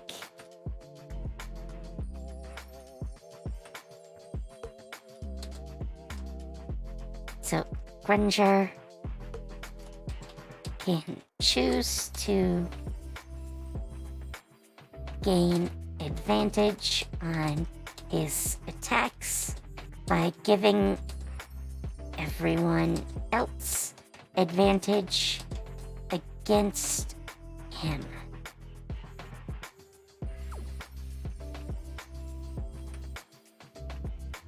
which is just to remind me what it does if I should forget, which I don't think I'll forget. But, yeah. Danger sense. I don't think that's gonna come up.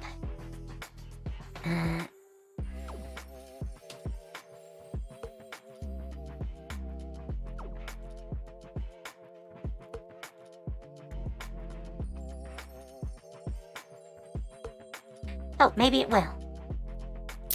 Since it does give them advantage on dexterity saving throws.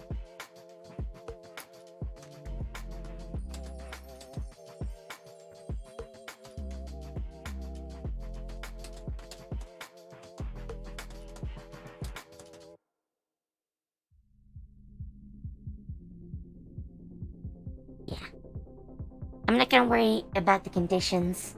Doesn't really matter for our purposes. At least not as an NPC.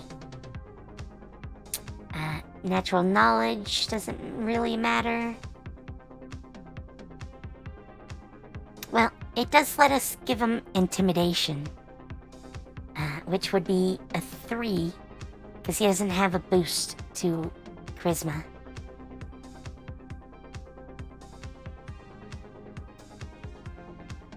So he gets combat maneuvers as well. I'll list martial dice. So, what? He gets 1d8, and he gets 3 of them.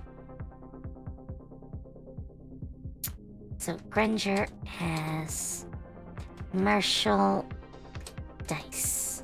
They are 1d6 in size, and he has 3 per rest. Or day, whichever way you want to put that. It's all the same, really. Let's see.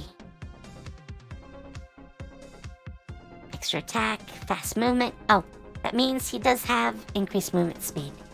So let's give him that. So we'll have 40 move.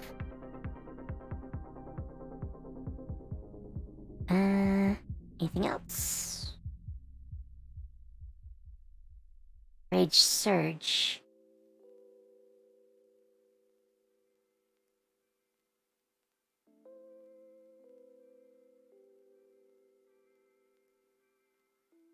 Yeah. I'm not gonna really worry about that. Technically, he has it. But, not gonna be a big thing for an enemy. If he were a PC, sure. Very effective. But, for an NPC, we don't really care.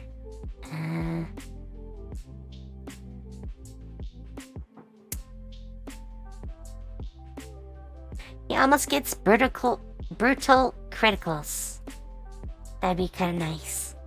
I don't think I can really do that with an NPC. But, it would be nice.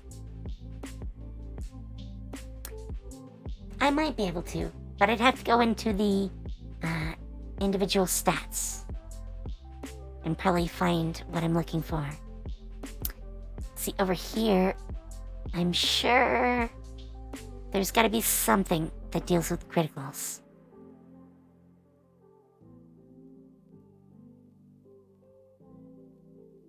I just have no idea what it's called.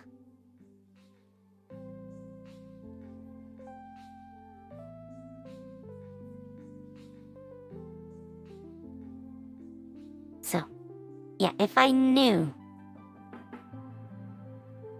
I could probably set it. But,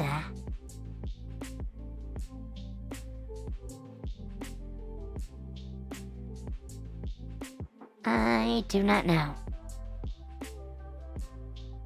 It is kind of nice to see behind the scenes, though. And, you get a good sense that it is really,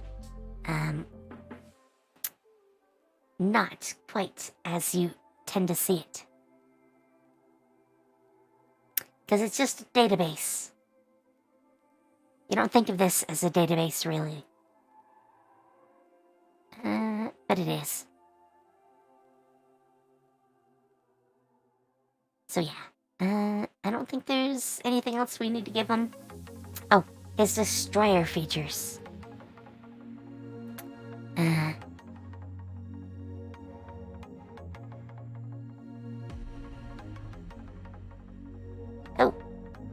Oh, he does extra damage. You know what? I probably won't go with this.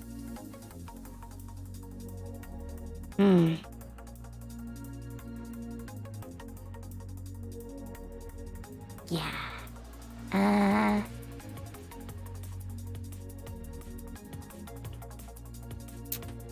We're gonna give him this as an option. Vampiric Strike. It is one of the class features. It's actually a very old feature as far as Celestia goes. I had to have it for my barbarians. It's actually from an MMO, because Celestia was originally built to be a D&D take on an MMO. Not the other way around, where you make D&D into an MMO, but taking classes from an MMO and making them into more D&D versions. So it's kind of interesting that way. He'll do +7. It is 1 target. Actually, this is probably a recharge ability.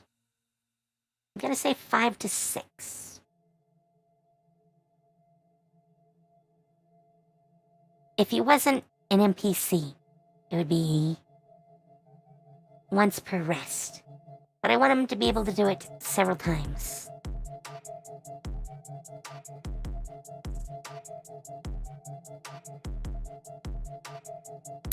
It is statted as normal.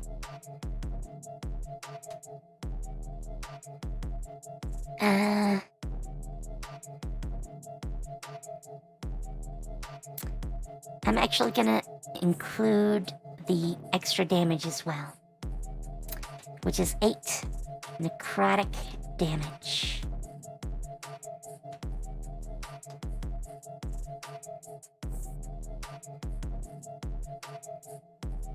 So, let me add that in real quick.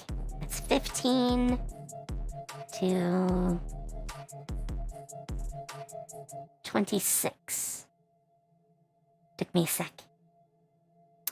That is a pretty big hit. Let's roll one of those really quick. Yep. 18 damage. That'll lay someone out. That'll totally lay someone out.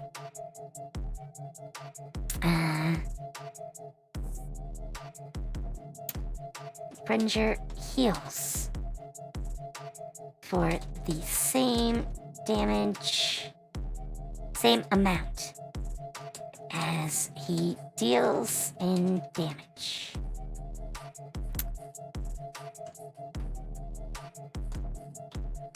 A real destroyer barbarian would actually do a little bit more, but not to each hit. So yeah, I'm assuming he's using his great axe for Vampiric Strike.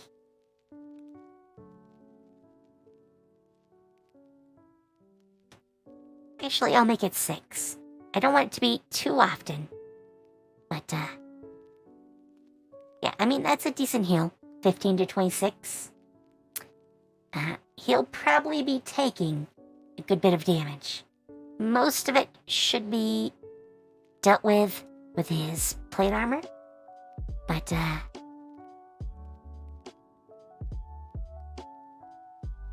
he's gonna take a lot of damage. I know this right now.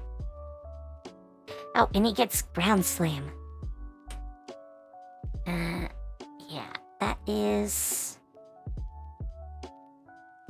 probably another that is gonna be on a recharge. I'll roll two 1d6s at the start of every turn to see if he gets Vampiric Strike or Ground Slam back. Alright, let's steal the text. Alright,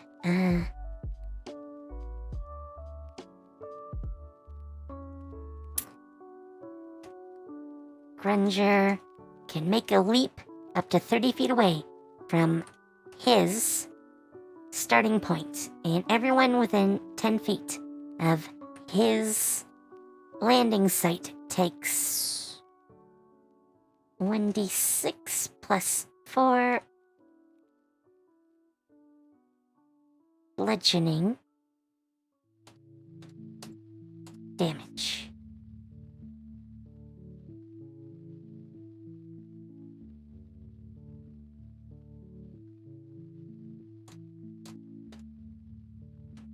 And I must make a strength save, or be knocked down.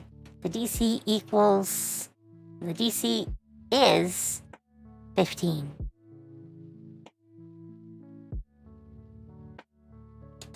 Because we already know that from earlier. Oh, the damage does increase, but he hasn't gotten an increase yet. Okay, that was a very loud car, if I can actually hear it. And you guys can too. I'm like probably 30 feet away from the road. And I have an AC in my window. That's pretty crazy. Alright, so Ground Slam, Vampiric Strike. Those are the big features of the Destroyer. Because they're made to deal lots of damage. Wade in, deal damage. That's their goal. He should get some combat maneuvers as well.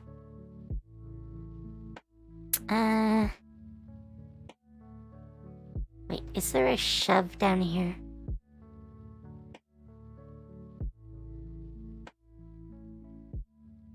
There is, but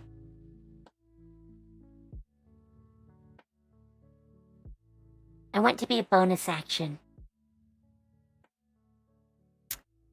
And I know, oh, headbutt. Headbutt. That is definitely something he would do. Actually, you know what? We could make it, we'll call it horn headbutt. And this is an attack. It's got 5-foot range, plus 7 to hit. It is one target. It deals 1d6 plus 6. And it is piercing damage. Yeah.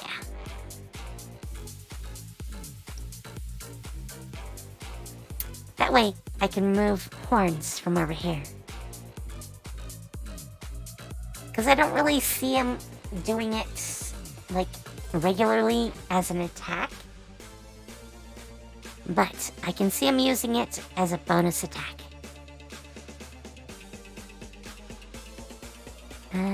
Let me take a look at the combat maneuver and see if there's anything we should take from it.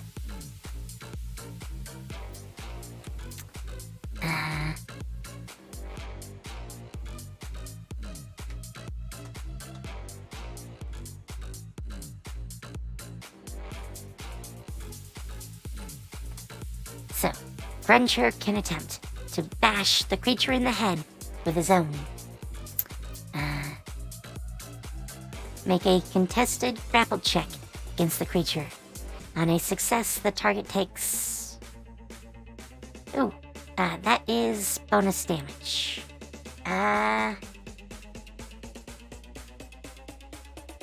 He gets a d6, and that is bludgeoning. The But the extra damage is only...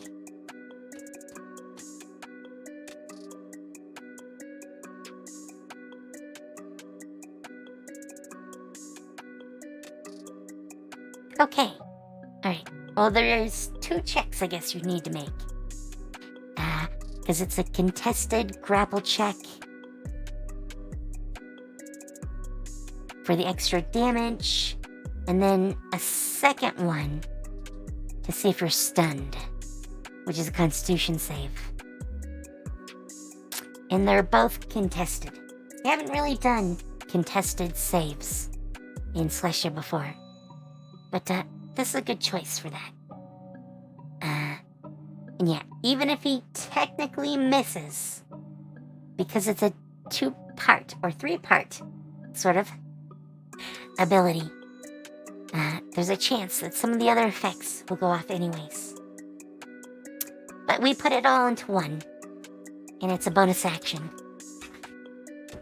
So, I guess technically, he does have 3 actions on his turn. But I can't use that every turn. He's gonna have a lot of abilities that we can't just use every turn. So, we have the headbutt. I was gonna do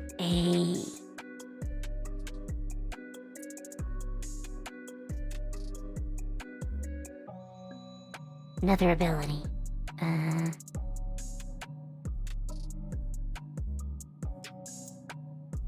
So not a shove.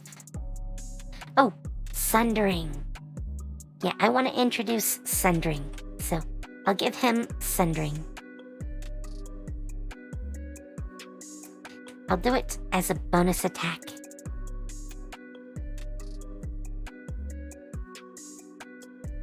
Usually it's an attack, but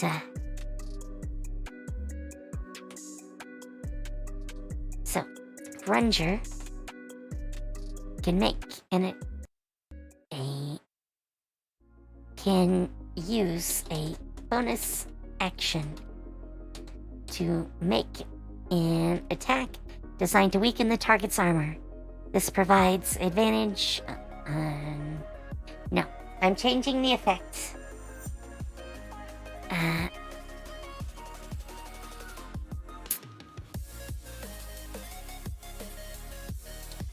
Make a DC 15 dexterity saving throw.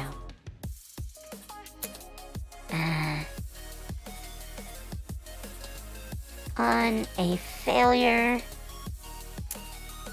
you reduce your AR by 3 for 1 minute. Which could reduce it altogether for some. But I'm thinking he's probably going to end up fighting Kriv a lot. And Kriv has... Well, I think I showed it earlier. But Kriv has an AR of 10. So, yeah, reducing that to make him take more damage would be very nice. So I'll give him that. Not quite the regular effect, but we'll alter it a bit for the use of an NPC. If he were a PC, I probably wouldn't do it, but it's a very fitting ability. Goading attack. Ooh, I could do cleave. I added a cleave.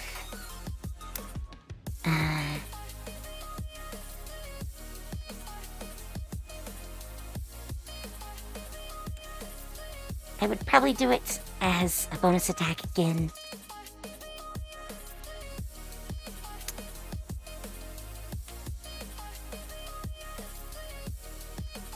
And you know what? We will actually stat it up. Because it is meant to be an attack.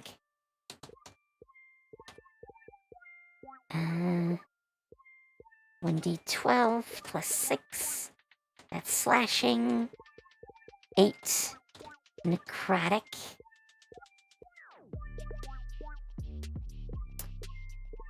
As a bonus action,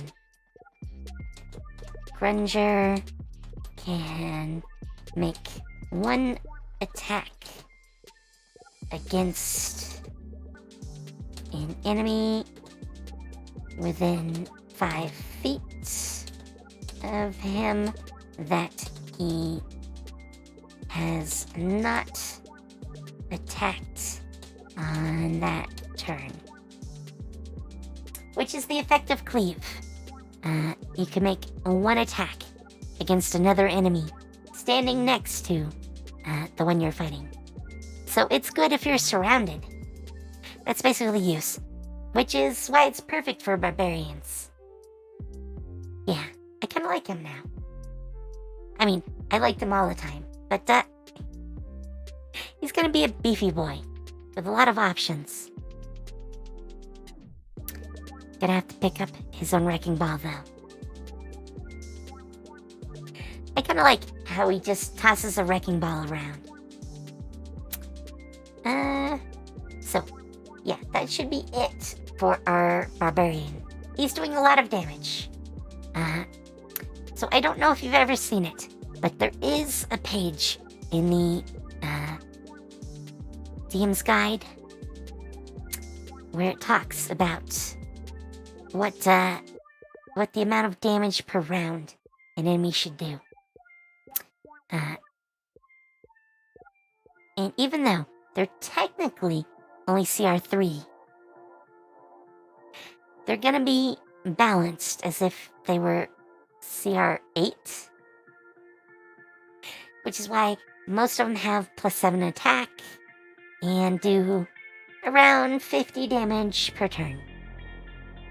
Somewhere in the 50s, basically. And the saving throw is actually a little less, I think. I don't recall. I got rid of it. Sorry. Hey, Gift of Gabby. How you doing? You doing good? So, just to get you up to date, we're making some NPCs for my Celestia campaign. We're not talking about shadows at the moment. So, the party for my Celestia campaign on Sundays is about to go up, or at least within the near future, it's gonna go up against, a secondary party, some other party that is out to get the same things they are. So they're gonna have encounters with this other party. So I've been statting them out. They're gonna be built kind of like a PC, but they're not actually a PC. So, very much built to be sort of the opposite of our existing party. Kind of like fighting your mirror image. Though, the current party has 6 people in it. And, this other party is only 5. So, they do have a little bit of an advantage. But, yeah, we've made a couple so far.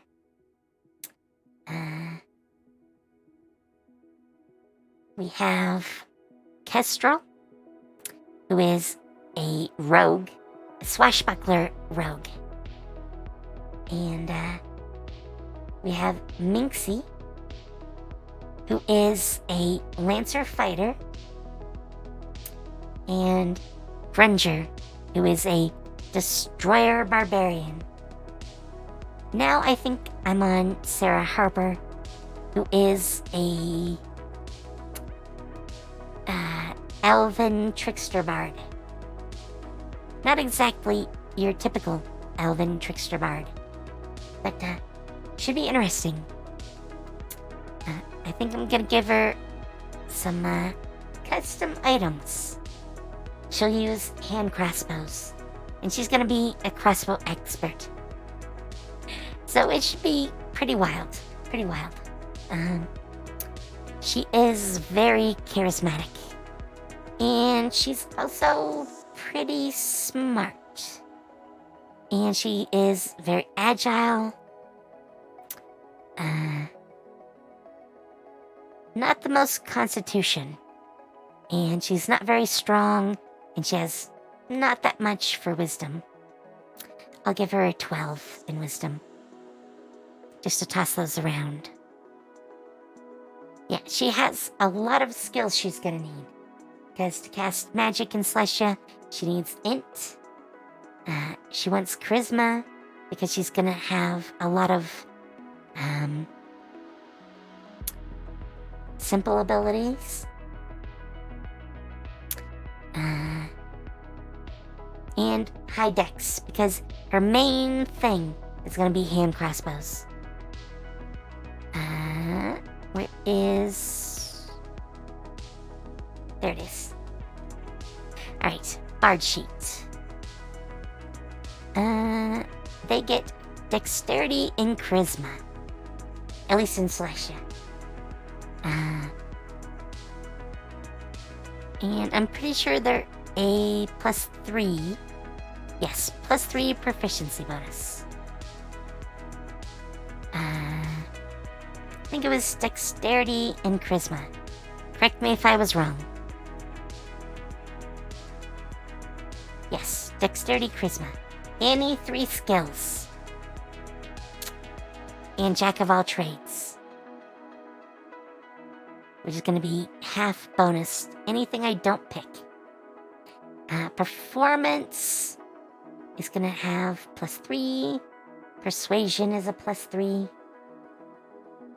Definitely high on those for her. I also see her as being very agile, so acrobatics. I think acrobatics. We'll give her those 3. We do know her stats, so that's a 6. Performance is charisma, so that's also a 6. And same with persuasion. Everything else is going to have a 1 because of jack of all trades. But they're also going to have their bonus. So this is where I need 2 sheets.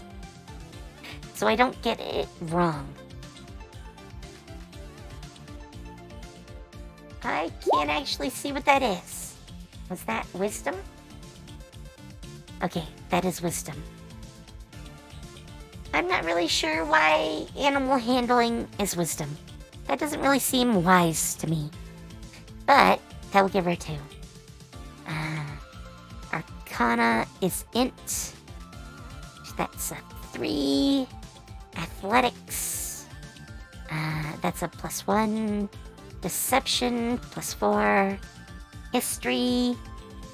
Also a +4. No, +5.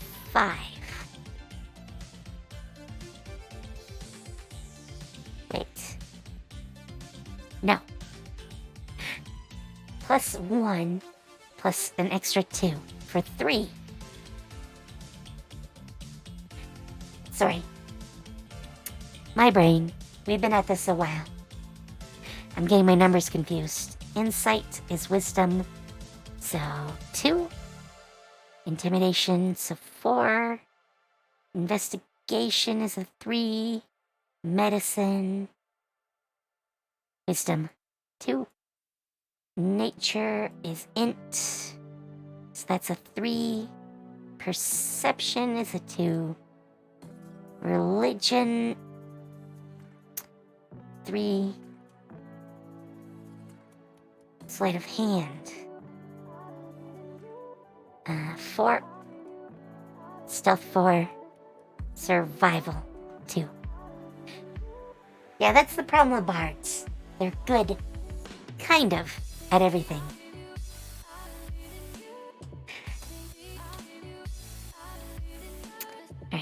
Alright, considered CR3. She is an elf, so she does have dark vision 60 feet. And passive perception 12, I think. Or 11. It doesn't really matter.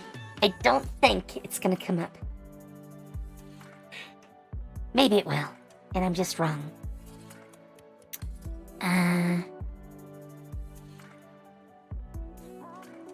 Where is my bard sheet? Okay, spell casting is actually over here.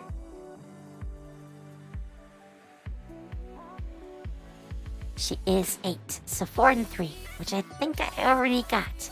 Yes, 4 and 3. And she's gonna get some cantrips.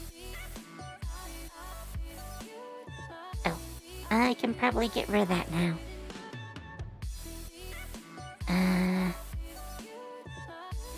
And bardic knowledge, we're gonna have to add in.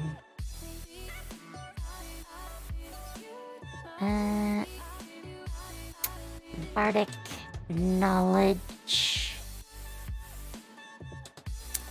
which is a 1d6, I believe.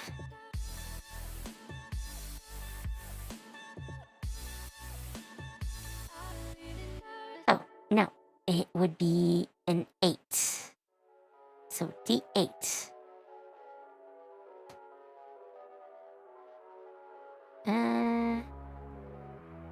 Wow, I have too many tabs. Way too many. Right, bardic knowledge.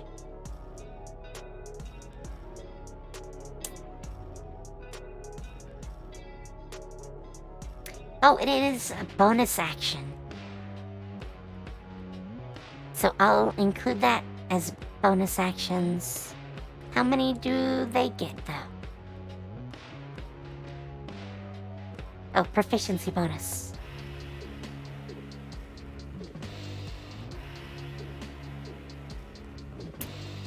We're gonna put the dice up here then. So, Sarah has bardic knowledge dice of size 1d8. Oh, has 3 bardic knowledge dice of size 1d8. That is how I should say that. And bardic knowledge as a bonus action. So let us go.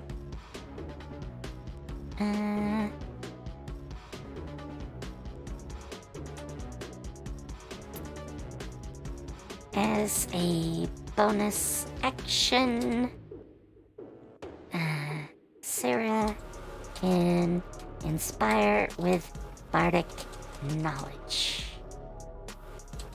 And then we describe what that does, which is a very big block of text. Alright. If anything, I have a feeling they're gonna be most worried about her when she starts doing things. It's gonna be entertaining.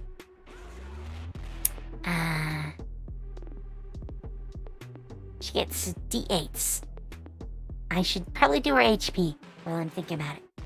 So 8d8 plus 8, because she only gets a little bonus. And we're gonna roll to see what she would get. I may change what the dice say. That's pretty average. Sure. I'll go with 47.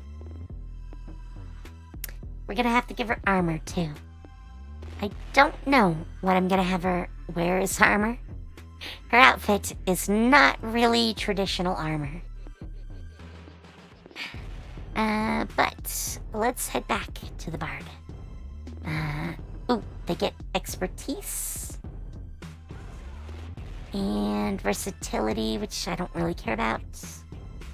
And she doesn't even get lingering words yet. But She is a trickster bard. Which may sound weird, but Celestia has trickster bards, not trickster rogues.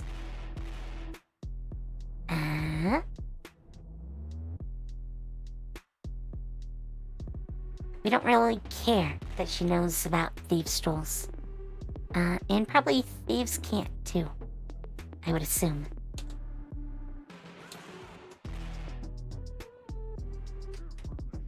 Alright, I will add thieves can't. I don't care too much about her languages. Oh, and proficiency in sleight of hand. Okay, so that we do need to worry about. Because that will make that a 6. Not that I think sleight of hand is going to come up. But maybe. You never know. I may have some tricky scene. In fact, now that you think about it, there's gotta be a scene where Sarah encounters them at a bar. They get sneak attack. Because trickster bards in Celestia are sort of the reverse. Bards already get magic, so instead they get sneak attack features and things like that, which come from being a rogue.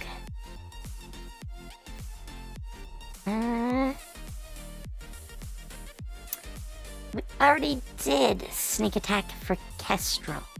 How did I... Okay, that's just how I described it. Well, that'll work. We'll steal that verbatim, though the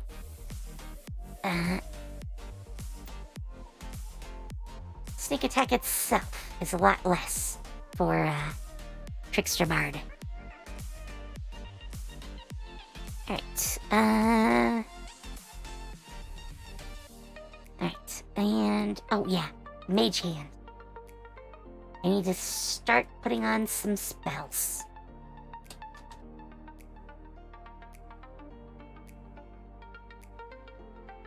So now, she has mage hand. She gets a few other cantrips too. 3. So, we need 3 good cantrips. I know she's probably not gonna use it, but I kinda want to give her Eldritch Blast. I think... Yeah, she'd get 2 beams if she uses it.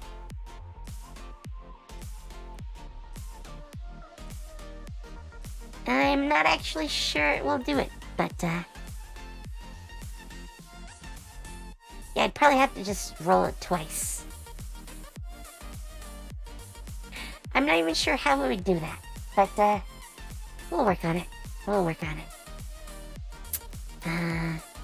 So, she's not really gonna use that, because she's gonna have a hand crossbow. And probably trick arrows. We'll see.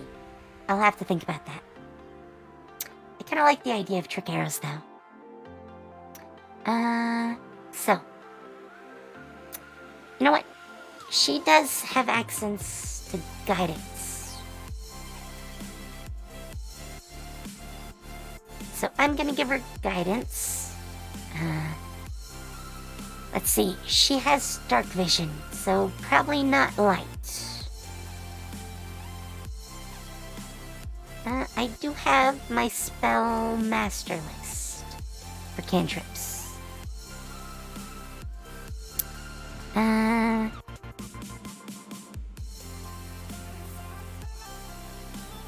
Let's see. And Celestia is a little bit different than conventional D&D because there are no separation of magic. Sorcerers, wizards, clerics, they all use the same spells. So they have access to all spells. So definitely different than base game, but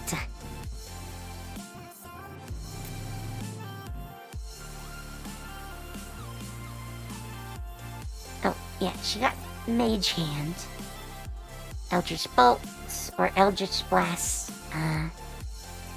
and then Guidance.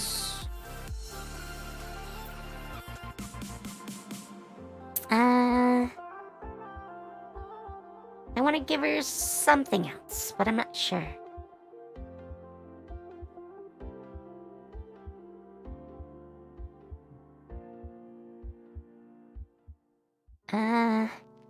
Jeez.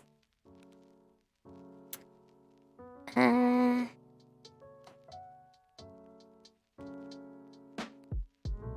don't know what I want to give her. Oh, I could give her the shield cantrip. That always comes in handy. I would have to stat that as a reaction, though. But I can do that.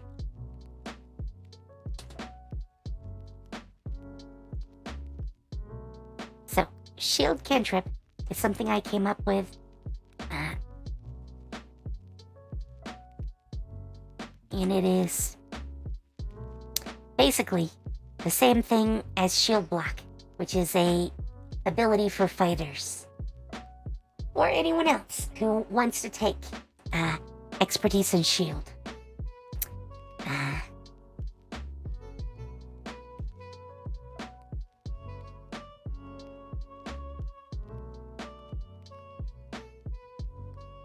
Yeah.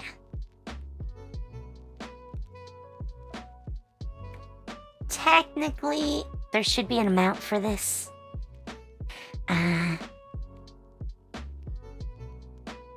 It's probably a pure 8 damage from a hit. Maybe that should be a little different. I don't know. For now, I'm just gonna leave an amount empty, and we're not gonna worry about it. So that will be her third one, which won't be in here because we've moved it up here. If I put it down here, I just have a stat it anyways. Might as well just put it as a reaction. She does get first and second level spells, though.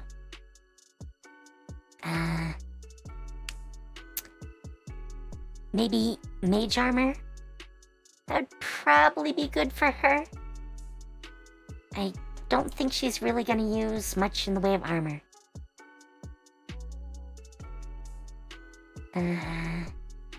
So yeah, Mage Armor. I could have her take Shield. But I don't know. Magic Missile might be nice. I can see her using Magic Missile. Well, I don't know. Maybe not. I mean, it's not really an advantage for her. Unless she can't hit something. Then maybe it is. I don't know. It's an option.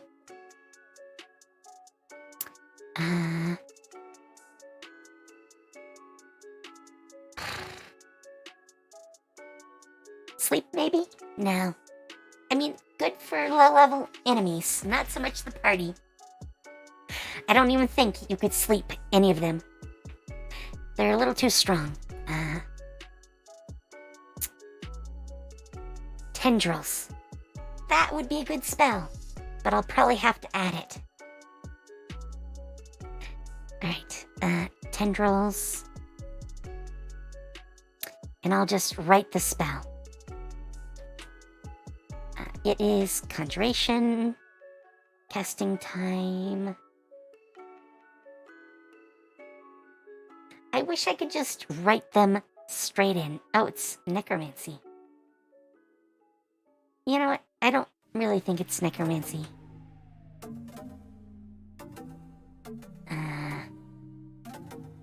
Oh, and it is one action. Range 30 feet.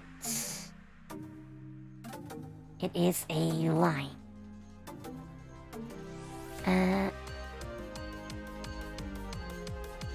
Verbal, semantic.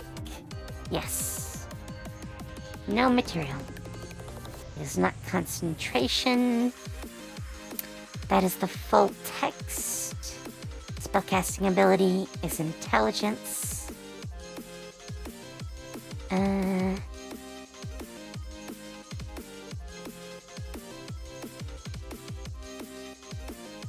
Wait, does it just post what it is?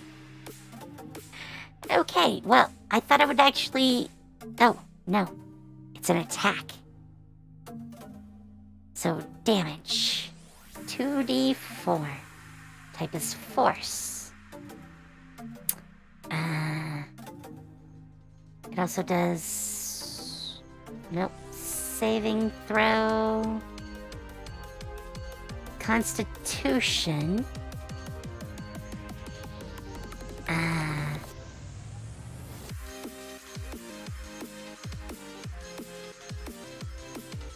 Though, not to avoid the force. The force is always gonna hit. But definitely is. Yeah, include the description. Alright, how is that gonna look when she casts it? Okay, well, okay. That is a really low number. Okay. Oh yeah, I forgot. She's only considered a level 4 caster.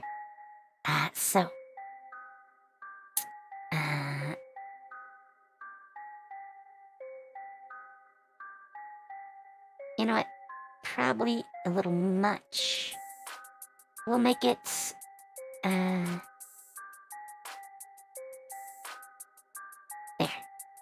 That should be a DC 14. There we go. That looks better.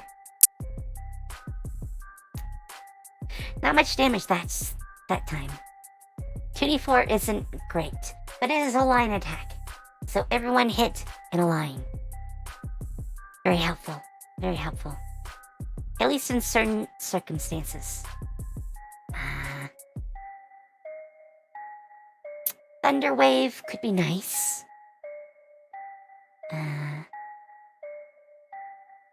What else?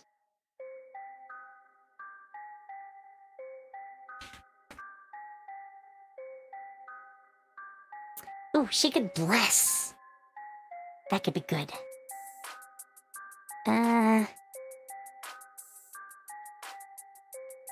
Oh, she could also heal. Yeah, they don't really have a healer.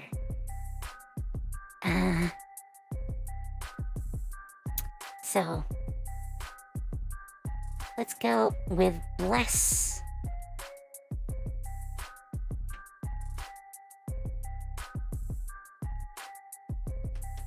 And healing word. Oh, helps if I spell healing right. Yep, there we go. Yeah, that's a good group. She'll bless them. She'll cast mage armor on herself. She'll pop out the occasional healing word, or tendrils, depending. Then we have second level. She doesn't get the really strong spells, but, so Shatter would be probably a good choice. At least one offensive spell she can toss out.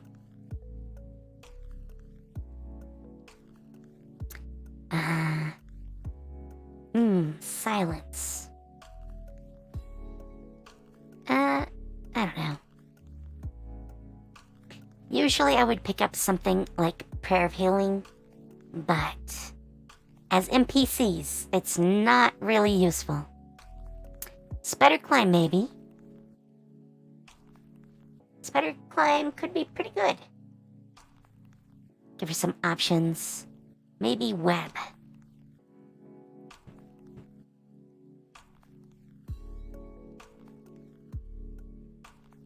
There are so many things. So many things.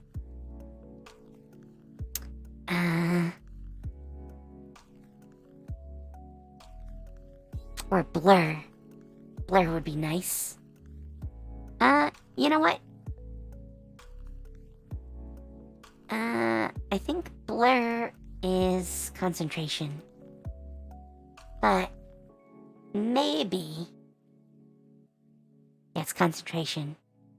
About mirror image. I think that's the same level. It does not say concentration. So let's go with mirror image. Give her something to protect herself.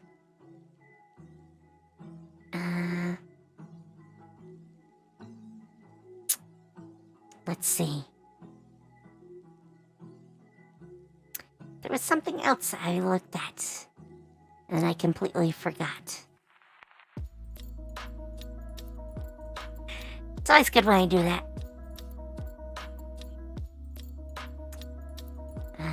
Healing spirits. Old person.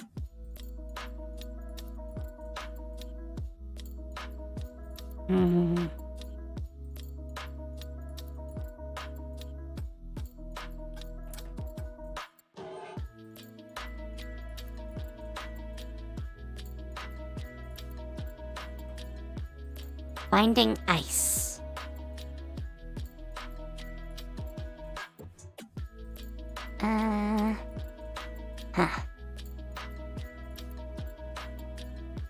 Scorcher, Scorching Ray. See invisibility. Snowball Swarm. That would be a fun spell. Oh, Web. I was thinking of Web. You know what? Web is probably a decent spell. Let's go with that. Alright. They'll give us our spells for her. So that part is done. We gave her sneak attack.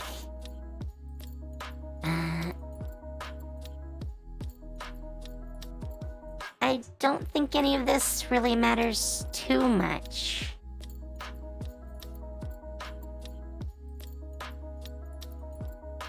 And the bonus damage... Oh, magical ambush.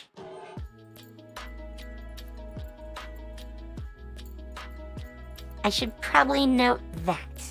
That would be a good thing to note. Because that gives disadvantage if she casts a spell on someone who she is currently hidden from. Oh, and I can get rid of Bardic Knowledge.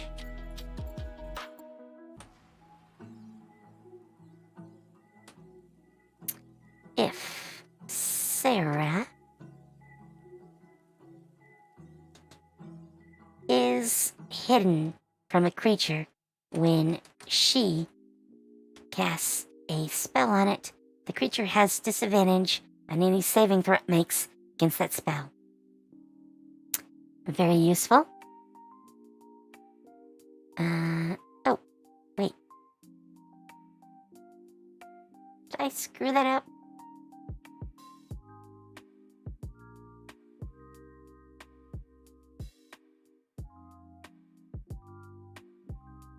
Or maybe I just didn't put it here. Oh, it is here. So it is a 3d6 for the sneak attack. Alright, I thought it was higher. 2d6 seemed a little low. But, there we go. And that is level 6. Wow, I think that's actually all her basic abilities. It seems like she should have more. She does get an ancestry, though, which is Elven. I think I did most of that.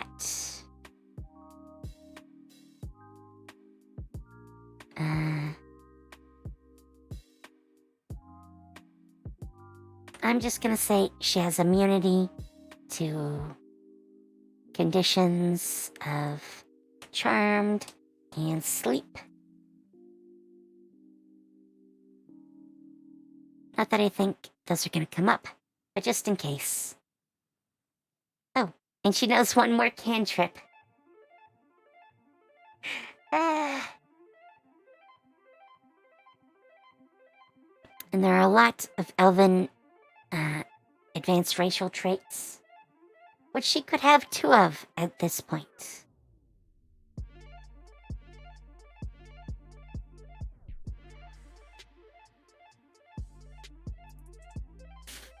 Huh.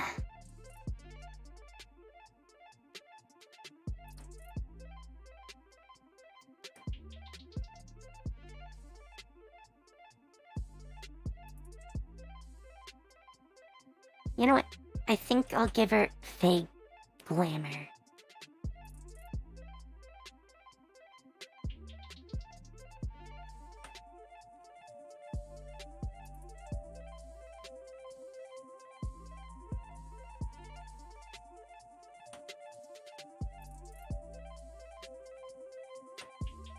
Okay, Sarah can form an illusion to cover a target, including herself, as if having cast a spell that alters visual appearance. Basically, disguise self.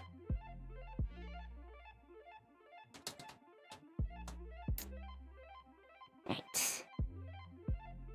So she basically gets disguise self for free. And she does technically get another cantrip.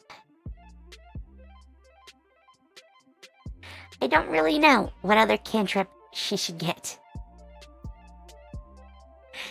She's not really going to use a lot of them. A lot of them are... What? Oh, damage type fire. No. I don't just want fire. I mean, Blade Ward, maybe? But that's an action. I don't know. I just don't know what I would actually use.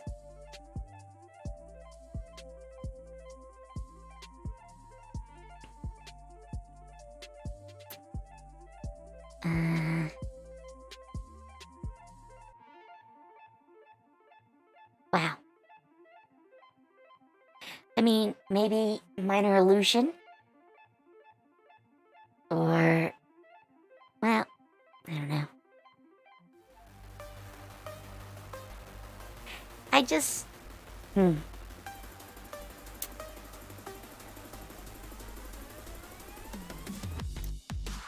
I kind of like minor illusion.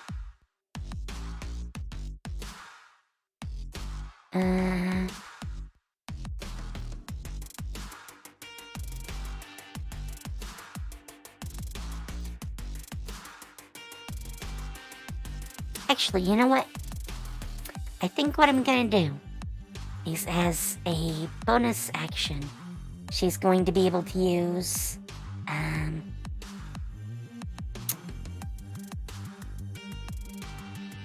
True Strike.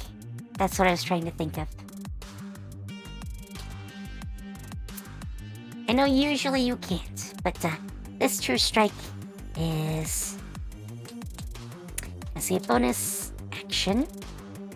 Sarah can give herself advantage on her attacks for this turn. She'll always basically have advantage. I don't think she's gonna need it, but yeah, we're gonna go with that. Obviously, we now need her weapons. She's definitely a short-range archer. She'll have a short sword as a backup. I'll stat that really quick, because that's really simple to do. So 6, 1 target. On a hit, it is 1d6 plus 3. And I'm pretty sure that's slashing. No, piercing. I think it's piercing. Doesn't really matter.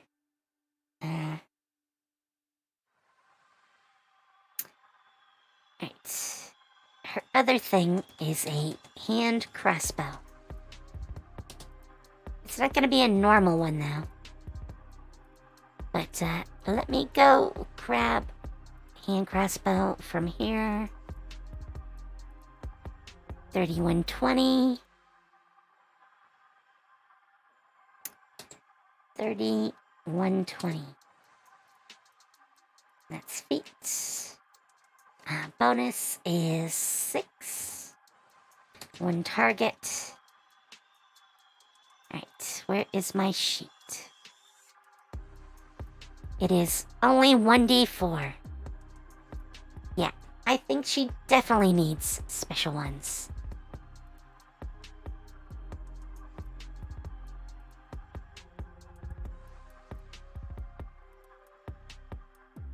Uh, 1d4, it is light. So she gets a plus 3. It is piercing. So, she definitely has a magic crossbow. I can get rid of the storm boomerang. I think there were some crossbows on one of these rarity levels.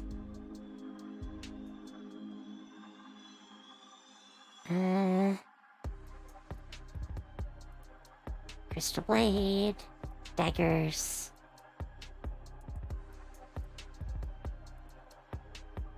Well, dragon wing bow, but not quite what we want. I don't think it's on this one. So, very rare. Blood axe. Dancing sword. Dragon's wrath. Dust crusher. Dwarven thrower. Oh, there is a throwing weapon. I'd spent so long earlier looking for that thing.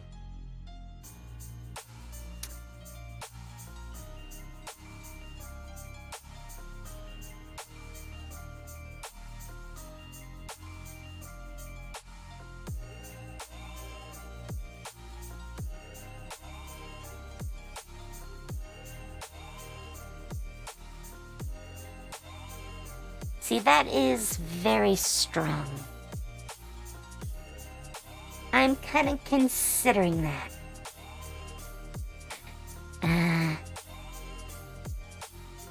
As a base for our version of her hand crossbow. Moonsickle. Oathbow. What is Oathbow?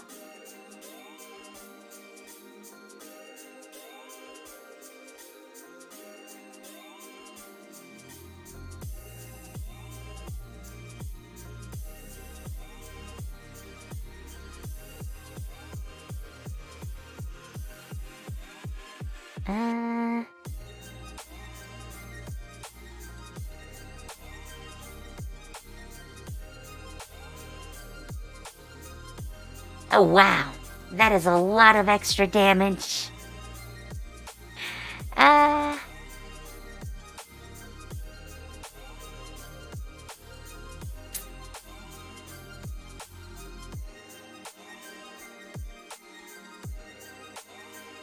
Alright, most of my characters don't bother with the cover. They're super bad about it, so I don't really care about that part.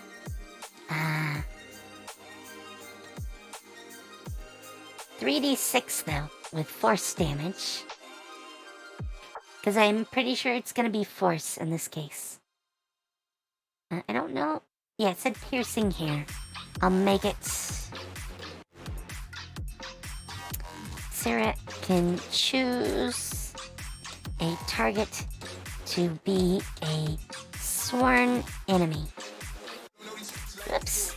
Helps if I actually type that correctly. against this target, she has advantage and deals 3d6 force damage per attack. Okay. Yeah, that is gonna make it much, much stronger. Much.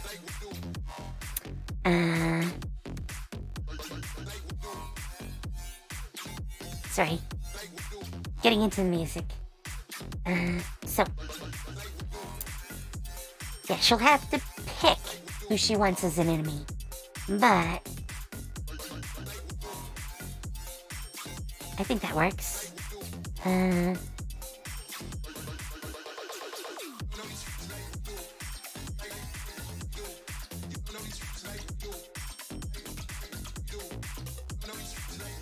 Okay, 7 days later. Seems a bit extreme. Just gonna put that out there.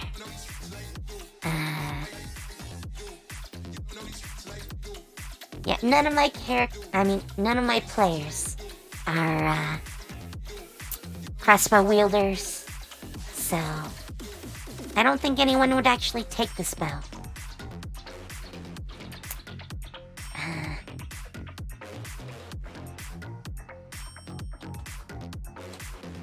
Oath Carver, I think is what I'll call it. And she should have multi-attack. I don't think she gets it there. But she's definitely gonna have multi-attack.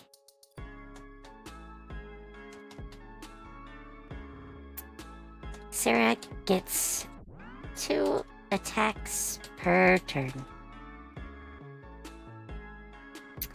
Yeah. So, multi-attack, sneak will come down at the bottom, probably. No. Oop, what? Oh, okay, that was weird visually.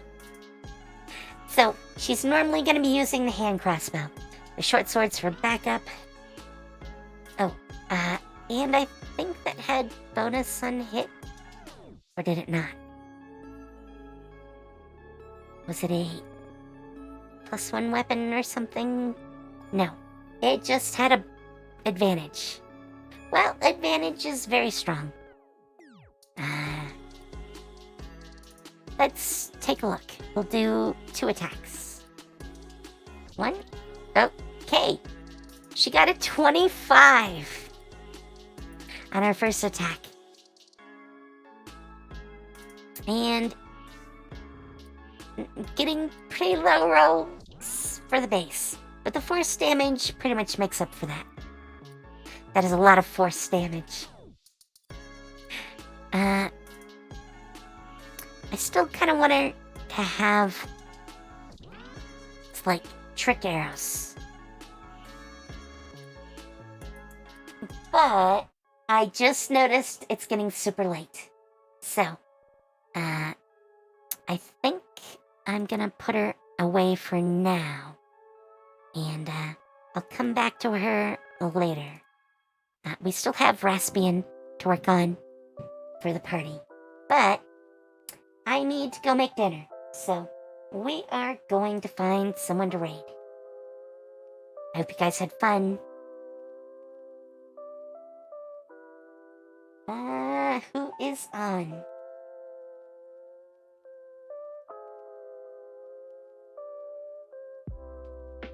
Well, D is on, but they're not really playing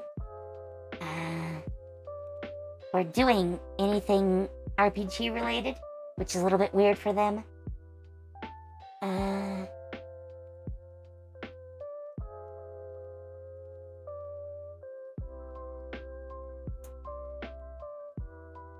You know what? It doesn't matter. Looking at my options, I kind of just want to raid D. So,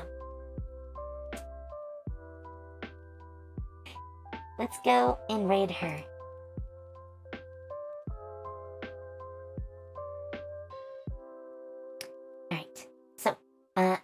will be back tomorrow with Celestia. And you won't get to see these characters quite yet, because they're a couple weeks away. But yeah, it should be a fun time tomorrow night. So if you want to see us actually playing, come back tomorrow night. And we'll have some fun. Should be good times. I don't yet know how many people from the campaign are going to be there. So we'll have to see. They usually tell me fairly last minute. So, but with that, have fun, take care, and I'll see you later. Bye.